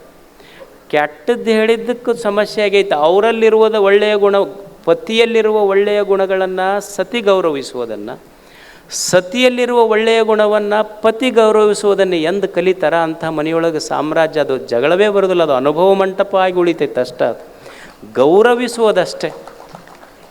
ಹಿಂಗೆ ಆಗೋದಿಲ್ಲ. ಅದು ಏನಾಗ್ತೈತಿ ಅಂದರೆ ಏನು ಮಾಡ್ತಾನ, ಅಲ್ಲ ನಾ ಮನ್ಯಾಗ ಇಷ್ಟು ದುಡಿತೀನಿ, ಒಂದು ಫೋನ್ ಮಾಡಿ ನನಗೆ ಕೇಳಿ ಏನು ಮಧ್ಯಾಹ್ನ ಊಟ ಆಗೈತೇನಂತ ಅಂದ್ರೆ ಇವನಿಗೆ ತೆಲಿಗೆ ತಾಪ ಎದಕ್ಕೆ ಆಗ್ತೈತಿ ಅಂದ್ರೆ ಮಧ್ಯಾಹ್ನ ಊಟಕ್ಕೆ ಬರ್ತೀರೇನ್ರಿ ಮನೆಗೆ ಅಂತ ಫೋನ್ ಹಚ್ಚಿ ಕೇಳ್ಬೇಕು. ಅವ್ರು ಮನೆಗೆ ಫೋನ್ ಹಚ್ಚಿ ನೀವು ಮಧ್ಯಾಹ್ನ ಊಟಕ್ಕೆ ಬರ್ತೀರೇನ್ರಿ ಅಂತ ಕೇಳಾರ್ದಕ್ಕೆ ಇವನಿಗೆ ಎಷ್ಟು ತಾಪ ಆಗೈತೆ ಅಷ್ಟಾಯ್ತು. ಅಲ್ಲ ಇವನು ಒಂದು ಸಲ ಕೇಳ್ಬೇಕಲ್ಲ, ಒಮ್ಮೆರೆ ಕೇಳೇ ನಾನು ಅವರಿಗೆ, ಅಲ್ಲ ನೀವು ಸ್ಯಾಟರ್ಡೆ ಹಾಫ್ ಡೇ ತೊಗೊತೀರಿ, ಸಂಡೇ ಪೂರ್ಣ ರಜೆ ತೊಗೊತೀರಿ, ಪಾಪ ಅವ್ರಿಗೇನು ಹೆಣ್ಮಕ್ಳಿಗೇನು ಸಂಡೇ ರಜೆ ಕೊಟ್ಟಿರ್ತೀರ, ಶನಿವಾರ ಹಾಫ್ ಡೇ ಕೊಟ್ಟಿರ್ತೀರ, 24 ತಾಸು ಒಂದು ವೀಕ್ನೂ ಅವ್ರಿಗೆ ಪೂರಾ ರಜೆ ಇರೋದಿಲ್ಲ. ಈ ಕಂಪ್ನಿ ಒಳಗಿದ್ದಂಗೆ ಏನು shift wise morning 8 hours, afternoon 8 hours, night shift 8 hours ಅಂತ ಹಿಂಗೇನು ಇರ್ತೈತೆ ಕಂಟಿನ್ಯೂ ಕೆಲಸ ಮಾಡೋದವ್ರು. ಅವ್ರಿಗೇನು ಹೆಣ್ಮಕ್ಳಿಗೆ ಶಿಫ್ಟ್ ಇರೋದಿಲ್ಲ, ಆದರೆ ಗಂಡ ಮಕ್ಕಳನ್ನು ನಮಗೆ ಗಿಫ್ಟ್ ಅಂತ ಕೆಲಸ ಮಾಡ್ತಿರ್ತಾರೆ. ಶಿಫ್ಟ್ ವೈಸ್ ಇರೋದಿಲ್ಲ, ಗಿಫ್ಟ್ ವೈಸ್ ಕೆಲಸ ಇರ್ತೈತೆ ಅವ್ರದ್ದು ಅಷ್ಟೇ. ಆದರೆ ಇದು ಏನು ಮಾಡ್ತಿರ್ತೈತೆ ಅಂದ್ರೆ ಇಟ್ಟಿಟ್ಟಕ್ಕೆ ಫೋನ್ ಹಚ್ಚಿ ಬೈಯೋದ್ರಿಂದ ಅವ್ರಿಗೆ ತೆಲಿಗೆ ತಾಪಾಗಕ್ಕೆ ಶುರು ಆಕೈತೆ ಅಷ್ಟೆ. ಅದಕ್ಕೆ ಅವ್ರು ನೋಡ್ರಿ ಹೆಣ್ಮಕ್ಳು ಏನು ಮಾಡ್ತಿರ್ತಾರೆ ಅಂದ್ರೆ ಸಿಟ್ಟು ಬಂತು ಅಂದ್ರೆ ಪಾತ್ರೆ ಸಾಮಾನು ಒಗಿತಿರ್ತಾರೆ. ಅವ್ರು ಮನ್ಯಾಗ ಬಚ್ಚಲ್ದಾಗ ಅದು ಅವ್ರ ಫಸ್ಟ್ ಕೆಲಸ ಅಂದ್ರೆ ಸಿಟ್ಟು ಬಂದ ಕೂಡಲೇ ಪಾತ್ರೆ ಸಾಮಾನು ಒಗ್ಯೋದು. ಇದೊಂದು ಸೈಕಾಲಜಿ ಐತೆ. ಅದು ಎದಕ್ಕೆ ಪಾತ್ರೆ ಸಾಮಾನು ಒಗಿತಾರಂದ್ರೆ ಆ ಪಾತ್ರೆ ಮೇಲೆ ಅವ್ರ ಗಂಡನ ಹೆಸರು ಬರೆದಿರ್ತೈತೆ. ಅದು ಅಂದ್ರೆ ಆ ಪಾತ್ರೆ ಸಾಮಾನಕ್ಕೆ ಇಕ್ಕರಿಸಿದ್ರೆ ಗಂಡಗೆ ಇಕ್ಕರಿಸ್ದಂಗೆ ಅವ್ರಿಗೆ ಅಷ್ಟು ಖುಷಿ. ಅಂದ್ರೆ ಒಳ್ಳೆಯ ಗುಣ ಇವರು ಒಂದಿಷ್ಟು ಅವ್ರದನ್ನು ಗೌರವಿಸೋದು, ಅವ್ರದನ್ನು ಇವರು ಗೌರವಿಸೋದು ಬೇಕಲ್ಲ. ಬರದಿಹುದ ರೆಣಿಕೆಯಲ್ಲಿ ಬಂದಿಹುದ ಮರೆಯದಿರು, ಗುರುತಿಸು ಒಳಿತಿರುವುದನ್ನು ಕೇಡುಗಳ ನಡುವೆ, ಇರುವ ಭಾಗ್ಯವ ನೆನೆದು ಬಾರೆನೆಂಬುದು ಬಿಡು. ಏನು ದೇವರು ಕೊಟ್ಟನ ಅದರಲ್ಲಿ ಮೊದಲು ಸಂತೋಷ ಪಡುವುದನ್ನು ಕಡಿ. ಇರುವ ಭಾಗ್ಯವ ನೆನೆದು. ಬಸ್ನಾಗ ಹೊಂಟಿರ್ತೀರಿ, ಸೀಟ್ ಸಿಕ್ಕಿಲ್ಲ ಅಂತ ಕೊರಗಕ್ಕೆ ಹೋಗಬೇಡ. ಈಗ ನಿಮಗೆ ಬಸ್ ಸಿಕ್ಕರೆ ಸಾಕಾಗೈತಿ, ಈಗ ಸೀಟ್ ಸಿಗೋದು ದೂರ ಉಳಿತಾವೆ. ಯೋಜನೆ ಏನೈತಲ್ಲ ಈಗ ಅದು, ನಿಮಗೆ ಬಸ್ ಸಿಕ್ಕರೆ ದೊಡ್ಡದಿನ, ಸೀಟ್ ಸಿಗೋದಂತೂ ದೂರ ಉಳಿತು ಮಾತು. ಬಸ್ ಸಿಕ್ಕಿದ್ದಕ್ಕೆ ಸಂತೋಷ ಪಡೋದು, ಸೀಟ್ ಸಿಕ್ಕಿಲ್ಲ ಅಂತ ದುಃಖ ಪಡೋದು ಬೇಡ. ಇರುವ ಭಾಗ್ಯವ ನೆನೆದು ಬಾರೆನೆಂಬುದು ಬಿಡು. ಏನು ಬಂದಿಲ್ಲ ಅದ್ರ ಬಗ್ಗೆ ತಲೆ ಕೆಡಿಸ್ಕೋಬೇಡ. ಹರುಷಕ್ಕಿದು ದಾರಿ ಮಂಕುತಿಮ್ಮ. ಇದನ್ನು ಸ್ವಲ್ಪ ಪಾಲನೆ ಮಾಡಿಕೊಂಡು ಬಂದು ಅಂದರೆ ಇದಕ್ಕಿಂತ ಏನು ದೊಡ್ಡ ಸಂತೋಷ ಐತೆ ಜೀವನದೊಳಗೆ. ಗುರುತಿಸು ಒಳಿತಿರುವುದನ್ನು ಕೇಡುಗಳ ನಡುವೆ. ಒಂದು ಸ್ವಲ್ಪ ಹೆಚ್ಚ ಕಡಿಮೆ ಸಂಸಾರ ಪ್ರಪಂಚ ಅಂದಮೇಲೆ ಇರ್ತೈತಿ. ಒಳ್ಳೆಯದನ್ನು ಗುರುತಿಸುವುದನ್ನು ಕಲಿಬೇಕು ಮನುಷ್ಯ. ಒಂದು ಕೋಗಿಲೆ, ಒಂದು ಕಾಗೆ ಕುಂತಿತ್ತು. ಕಾಗೆ, ಒಂದು ಗಿಡ ಇತ್ತು, ಆ ಗಿಡದ ಮೇಲೆ ಒಂದು ಕಾಗೆ ಕುಂತಿತ್ತು. ಆ ಕಾಗೆಗೆ ಗಿಡ ಕೇಳ್ತದೆ, ಅಲ್ಲ ದೇವರು ಕೋಗಿಲೆಗೆ ಎಷ್ಟು ಚಲೋ ಕಂಠ ಕೊಟ್ಟಾನ, ನವಿಲಿಗೆ ಎಷ್ಟು ಚಲೋ ಬಣ್ಣ ಕೊಟ್ಟಾನ. ದೇವರು ನಿನಗೆ ಕೋಗಿಲೆಯಂಥ ಕಂಠ ಕೊಡಲಿಲ್ಲ, ನವಿಲಿನಂಥ ಬಣ್ಣನೂ ಕೊಡಲಿಲ್ಲ. ನಿಂದೇನೈತೆ ಜೀವನದೊಳಗೆ? ಏನು ಧ್ವನಿಯರೇ ಸರಿಗಿಲ್ಲ, ಬಣ್ಣರೇ ಸರಿಗಿಲ್ಲ.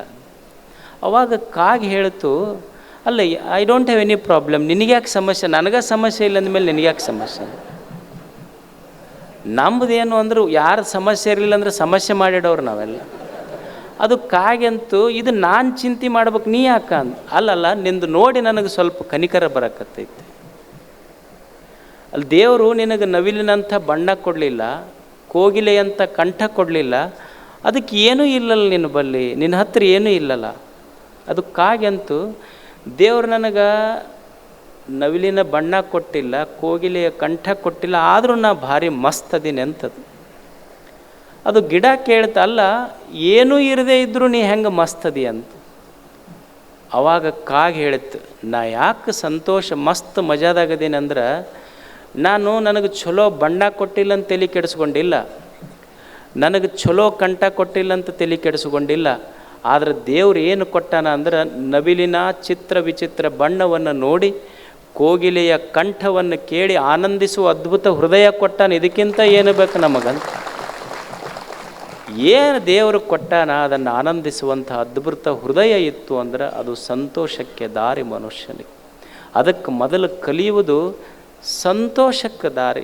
ಏನಿಲ್ಲ, ಏನು ಕರ್ರಗಿರಬಾರ್ದಂತ ಐತೇನು ಮನುಷ್ಯ? ಕಪ್ಪಿದ್ರಿ ಏನು ತೊಂದರೆ ಐತಿ? ಈಗ ನೀವು ನೋಡಿ, ತಾಯಂದಿರದಿರಿ, ನೀವು ಎಷ್ಟು ತೊಲಿದರ ಬಂಗಾರ ಹಾಕಿಸ್ಕೋರಿ ನೀವು ತಾಳಿ, ಆದರೆ ಹಿರಿಯರು ಏನಂತಾರೆ, ಅವು ಒಂದರ ಕರೆಮಣಿ ಇದ್ರೆ ಅದು ಬಂಗಾರಕ್ಕೆ ಭೂಷಣ, ಇರದೇ ಇದ್ರೆ ಅದಕ್ಕೆ ಭೂಷಣನೇ ಇಲ್ಲ ಅಂತ. ಅದಕ್ಕೆ ಮನುಷ್ಯ ಕಲಿಯುವುದೇನೆಂದ್ರೆ ಒಳ್ಳೆಯದನ್ನು ಗುರುತಿಸುವುದು, ಏನು ದೇವರು ಏನು ಕೊಟ್ಟಾನ ಅದರಲ್ಲಿ ಸಂತೋಷ ಪಡೋದು, ಭಾಳ ಕೆಟ್ಟದ್ರ ಬಗ್ಗೆ ತಲೆ ಕೆಡಿಸ್ಕೊಳ್ಳೋದಿಲ್ಲ. ಏನು ದೇವರು ಕೊಟ್ಟಾನ ಅದರಲ್ಲಿ ದಿವಸ ಸಂತೋಷ ಪಡಬೇಕಷ್ಟೆ. ಒಂದು ದಿವಸ ಏನು ಕೊಟ್ಟಾನ ಇದನ್ನು ಸಂತೋಷವಾಗಿ ಮನುಷ್ಯ ಕಳೆಯುವ ಗುಣ ಕಲಿಯುವುದು. ದೇವರು ಇಷ್ಟು ಅದ್ಭುತವಾದ ಜೀವನ ಕೊಟ್ಟಾನ, ಯಾಕೆ ಪ್ರತಿನಿತ್ಯ ದುಃಖ ಪಡಬೇಕು ಹೇಳಿ ಮನುಷ್ಯನಿಗೆ? ಒಂದು ಪಕ್ಷಿ ಅದಕ್ಕೇನೂ ಇಲ್ಲ, ಯಾವ ಸೆಕ್ಯೂರಿಟೀಸ್ನೂ ಇಲ್ಲ, ಮನಿ ಇಲ್ಲ, ಹೊಲ ಇಲ್ಲ, ಬ್ಯಾಂಕ್ ಬ್ಯಾಲೆನ್ಸ್ ಇಲ್ಲ, FD ಇಲ್ಲ. ಎಷ್ಟು ಪಕ್ಷಿ ಆಕಾಶದಲ್ಲಿ ಹಾಡ್ತಾ ಹಾಡ್ತಾ ಹಾರ್ತದೆ. ಇಷ್ಟೆಲ್ಲ ಇದ್ದು ಮನುಷ್ಯ ಯಾಕೆ ಅಳಬೇಕು ಜೀವನದಲ್ಲಿ? ದೇವರು ಎಲ್ಲವನ್ನು ಕೊಟ್ಟಿದ್ದಾನೆ. ದೇವರು ಏನು ಕೊಟ್ಟಾನ ಅವ ಕೊಟ್ಟಿದ್ದಕ್ಕಾಗಿ ಗುಡಿಗೆ ಹೋಗ್ತೀವಿಲ್ಲ ನಾವು. ಗುಡಿಗೆ ಎದಕ್ಕೆ ಹೋಗಬೇಕು? ನಾವು ಗುಡಿಗೆ ಎದಕ್ಕೆ ಹೋಗ್ತೀವಿ ಅಂದ್ರೆ ಒಂದು ಲಿಸ್ಟ್ ಹಿಡ್ಕೊಂಡು ಹೋಗ್ತೀವಿ ಅಷ್ಟೇ. ನಮ್ಮದು ಗುಡಿ ವಿಸಿಟ್ ಐತಿ ಅಂದ್ರೆ ಲಿಸ್ಟ್ ಐತೆ ಅಂತ ಅರ್ಥ ಅಷ್ಟೆ. ಗುಡಿ ವಿಸಿಟ್ ಐತಿ ಅಂದ್ರೆ ಲಿಸ್ಟ್ ಐತೆ ಅಂತ. ಅದು ಒಂದು ನಾಗಪ್ಪನ ಗುಡಿ ಇತ್ತು. ಆ ನಾಗಪ್ಪನ ಗುಡಿ ಮಗ್ಲು ಒಂದು ಮಾರುತಿ ಗುಡಿ. ಅವ ನಾಗಪ್ಪ ಕೇಳಿದಂತಲ್ಲ, ಈ ಜನ ನಾ ಇಲ್ಲೇ ಮಗ್ಲದೀನಿ, ಯಾವಾಗಾರ ನಾಗರ ಪಂಚಮಿಗೆ ಅಷ್ಟೇ ಬಂದು ಹಾಲು ಹಾಕ್ತಾರೆ ನನಗೆ, ನಿನಗೆ ಎಷ್ಟು ನಡ್ಕೊತಾರಲ್ಲ ಇವರು. ಅವ ಮಾರುತಿ ಅಂದ, ಇವ್ರೇನು ನಮ್ಮ ಸಲುವಾಗಿ ಬಂದವರಲ್ಲ, ಕೈಯಾಗ ಲಿಸ್ಟ್ ಹಿಡ್ಕೊಂಬಂದವ್ರು, ತಮ್ಮ ಸಲುವಾಗಿ ಬಂದಾರ ಇವ್ರು.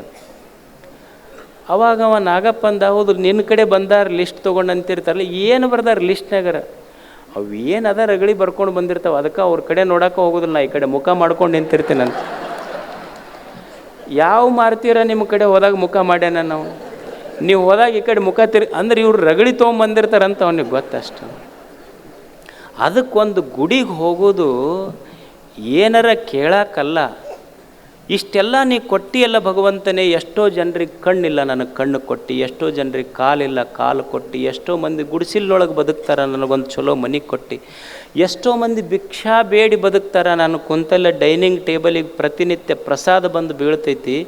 ಇಷ್ಟೆಲ್ಲ ಕೊಟ್ಟಿದ್ದು ಇನ್ನೇನು ಕೇಳಿ ಹೇಳು? ನಿನ್ನ ಗುಡಿಗೆ ಬಂದಿದ್ದು ಕೇಳೋಕ್ಕಾಗೆಲ್ಲ, ನೀ ಕೊಟ್ಟ ಈ ಪ್ರಸಾದಕ್ಕಾಗಿ ಧನ್ಯವಾದ ಹೇಳಕ್ಕೆ ಬಂದಿನಂತ ಗುಡಿಗೆ ಹೋಗಬೇಕು, ಹೊರತು ಕೇಳಲಿಕ್ಕಾಗಿ ಅಲ್ಲ.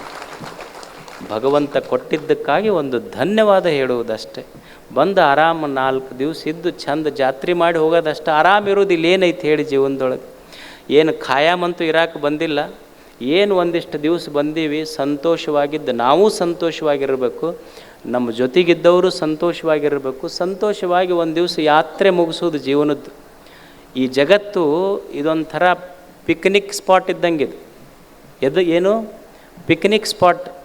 ಈಗ ನಮಗೆ ಸಣ್ಣವರಿದ್ದಾಗ ಶಾಲ್ಯಾಗ ಪಿಕ್ನಿಕ್ಕಿಗೆ ಕರ್ಕೊಂಡು ಹೋಗ್ತಿದ್ರಿಲ್ಲ, ಯಾವುದೋ ಒಂದು ಊರಿಗೆ ಪಿಕ್ನಿಕ್ಕಿಗೆ ಕರ್ಕೊಂಡು ಹೋಗ್ತಿದ್ರು. ಪಿಕ್ನಿಕ್ಕಿಗೆ ಹೋಗ್ಬೇಕಾದ್ರೆ ತಾಯಿ ಏನು ಮಾಡ್ತಿದ್ಲು ಅಂದ್ರೆ, ರೊಟ್ಟಿ ಮಾಡಿ, ಪಲ್ಯ ಮಾಡಿ, ಬುತ್ತಿ ಮಾಡಿ, ಚಲೋ ಅಡುಗೆ ಮಾಡಿ, ಎಲ್ಲ ಬುತ್ತಿ ಕಟ್ಟಿ ತಾಯಿ ಏನು ಮಾಡ್ತಿದ್ಲು ಅಂದ್ರೆ ಮಗನಿಗೆ ಹೇಳ್ತಿದ್ಲು, ಈಗ ನಿನಗೇನು ಬೇಕು ಅದನ್ನು ಮಾಡಿ ಕಟ್ಟೀನಿ, ಉಣ್ಣು. ನಿನಗಷ್ಟೇ ಅಲ್ಲ, ನಿನ್ನ ಸ್ನೇಹಿತರಿಗೆ ಏನು ಬೇಕು ಅದನ್ನು ಕಟ್ಟೀನಿ. ಇದನ್ನು ತೊಗೊಂಡು ಹೋಗಿ ಚಂದ ಯಾವ ಜಾಗಕ್ಕೆ ಹೋಗಿ ಎಲ್ಲ ನೋಡಿ ಆಡಿ ಉಂಡು ತಿಂದು ಬಾ ಅಂತ ತಾಯಿ ಬುತ್ತಿ ಕೊಟ್ಟು ಕಳಿಸಿದ್ಲು. ಇದು ಪಿಕ್ನಿಕ್ಕಿಗೆ ಹೋದ ಹುಡುಗ ಹೋಗಿ ಏನು ಮಾಡ್ದಂದ್ರೆ, ಇವ ಏನು ನೋಡೋದು ಮಾಡಲಿಲ್ಲ, ಹೋದ ಕೂಡ ಅವ್ರು ಕೂಡ ಜಗಳ ತೆಗೆದು, ಇವ್ರು ಕೂಡ ಜಗಳ ತೆಗೆದು, ಅವ್ರ ಬುತ್ತ್ಯಾಗ ಕೈ ಹಾಕಿದ, ತಂದು ಹಂಗೆ ಗಂಟಿತ್ತು. ಅವ್ರ ಬುತ್ತ್ಯಾಗ ಕೈ ಹಾಕಿ ಅವ್ರ ಬುತ್ತಿ ಹರಿದು ತನ್ನ ಬುತ್ತಿ ಚೆಲ್ಲಿ ಅಂಗಿ ಹರ್ಕೊಂಡು ಜಗಳ ಆಡಿ ಮನೆಗೆ ಬಂತು. ಅವು ಅಂದ್ಲು, ನೀವು ಉಂಡು ತಿಂದು ಚಂದ ಪಿಕ್ನಿಕ್ ಮಾಡಬಾ ಅಂತ ಕಳಿಸಿದ್ದೆ, ಇಷ್ಟು ಜಗಳ ಆಡಿ ನಿನ್ನ ಬುತ್ತಿನೂ ಉಣ್ಲಿಲ್ಲ, ಮಂದಿ ಬುತ್ತಿ ಕೈ ಹಾಕಿ ಅವ್ರದ್ದು ಹರಿದು ಹಾಳು ಮಾಡಿದೆ, ಈಗ ನಿನಗೆ ಇನ್ನೊಮ್ಮೆ ಪಿಕ್ನಿಕ್ಕಿಗೆ ಕಳಿಸೋದಿಲ್ಲ ಅಂತಾಳೆ ತಾಯಕ್ಕೆ. ಹಂಗೆ ದೇವರು ಅನ್ನುವ ತಾಯಿ ನಮಗೆಲ್ಲ ಈ ಜಗತ್ತು ಅನ್ನೋದು ಅದೊಂದು ಪಿಕ್ನಿಕ್ ಸ್ಪಾಟ್ ಇದು.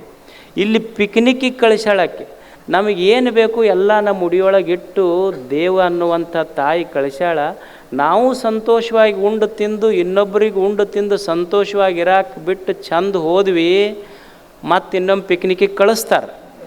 ಮತ್ತು ಇಲ್ಲಿ ಅದು ಇದು ಜಗಳ ಮಾಡಿ ಇನ್ನೊಬ್ಬರಿಗೆ ಜಗಳ ಹಚ್ಚಿ ಊರು ತುಂಬ ಬೆಂಕಿ ಇಟ್ಟು ಹೋದಿ ದೇವ್ರಂತನೇ it is your last picnic ಅಂತ. ಯಾರೂ ಹೇಳೋದು ಬೇಕಾಗಿಲ್ಲ, ನಾವೇ ತಿಳ್ಕೊಂಬಿಡೋದು ನಾ ಮುಂದಿನ ಪಿಕ್ನಿಕ್ಕಿಗೆ ಬರ್ತೀನೋ ಇಲ್ಲಂತ ದೇವ್ರು ಹೇಳೋದು ಬೇಡ, ನನಗೆ ಗೊತ್ತಾಗಬೇಕು ಅಷ್ಟ ಅದನ್ನು. ಹಂಗೊಂದು ಪಿಕ್ನಿಕ್ ಸ್ಪಾಟು 4 ದಿವಸ ಬಂದೀವಿ, ಚಂದ ಉಂಡು ತಿಂದು ಸಂತೋಷವಾಗಿ ಒಳ್ಳೆಯದನ್ನು ಮಾಡಿ ಒಳ್ಳೆಯದನ್ನು ಕೇಳಿ ಒಳ್ಳೆಯದನ್ನು ನೋಡಿ ಹೋಗುವುದಷ್ಟೇ.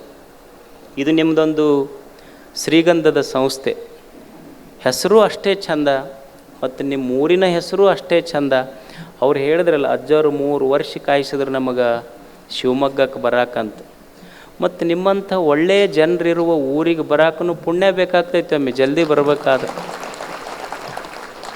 ಮತ್ತು ಇಷ್ಟು ಒಳ್ಳೆಯ ಜನ ಇಷ್ಟು IPL ನಡೆದಾಗ ಯಾರು ಪ್ರವಚನಕ್ಕೆ ಬರ್ತಾರೆ ಹೇಳ್ರಿ? ಇದನ್ನೆಲ್ಲ ನಡೆದಾಗೂ ಪ್ರವಚನ ಕೇಳಕ್ಕೆ ಕುಂತಿರಲ್ಲ. ಈಗ ಹಿಂದಕ್ಕೆ ಯುಗಗಳಂತ ಮಾಡಿದರು, ಸತ್ಯಯುಗ, ತ್ರೇತಾಯುಗ, ದ್ವಾಪರ ಯುಗ, ಕಲಿಯುಗ.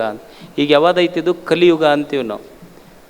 ನಿಮಗೆ ಆಶ್ಚರ್ಯ ಅನ್ನಿಸ್ಬೋದು, ಸತ್ಯಯುಗ, ತ್ರೇತಾಯುಗ, ದ್ವಾಪರ ಯುಗ, ಕಲಿಯುಗ ಅಂತ ಹೇಳ್ತೀವಲ್ಲ, ಇದು ಸತ್ಯಯುಗ, ಇದು ತ್ರೇತಾಯುಗ, ಇದು ದ್ವಾಪರ ಯುಗ, ಇದು ಕಲಿಯುಗ ಅಂತ ಯಾರು ಡಿವೈಡ್ ಮಾಡ್ಯಾರ? ಯಾವ ಆಧಾರದ ಮೇಲೆ ಡಿವೈಡ್ ಮಾಡ್ತೀರಿ? ಏನು ಸತ್ಯಯುಗದೊಳಗೆ ಉದಯಿಸಿದ ಸೂರ್ಯ ಬೇರೆ, ಕಲಿಯುಗದಲ್ಲಿ ಉದಯಿಸಿದ ಸೂರ್ಯ ಬೇರೆ ಅದನೇನು? ಸತ್ಯಯುಗದಲ್ಲಿ ಹರಿದ ನದಿಗಳು ಬೇರೆ, ಕಲಿಯುಗದಲ್ಲಿ ಹರಿದ ನದಿಗಳು ಬೇರೆ ಅದಾವೆ? ಸತ್ಯಯುಗದಲ್ಲಿರುವ ಗಾಳಿ ಭೂಮಿ ಬೇರೆ, ಕಲಿಯುಗದಲ್ಲಿರುವ ಗಾಳಿ ಬೇರೆ ಐತೇನು? ಏನೂ ಇಲ್ಲ. ಸತ್ಯಯುಗ ಕಲಿಯುಗ ಮಾಡಿದ್ದು ಸೂರ್ಯ, ಗಾಳಿ, ಬೆಳಕು, ಕ್ಯಾಲೆಂಡರ್ ಅಲ್ಲ. ಒಬ್ಬ ಕವಿ ಬರಿತಾನ, ಸದಯಂ ಹೃದಯಂ ಯಸ್ಯ ಭಾಷಿತಂ ಸತ್ಯಭೂಷಿತಂ ಕಾಯ ಪರಹಿತೆ ಯಸ್ಯ ಕಲಿಸ್ತಸ್ಯ ಕರೋತಿ ಕಿಮ್ಮನ್.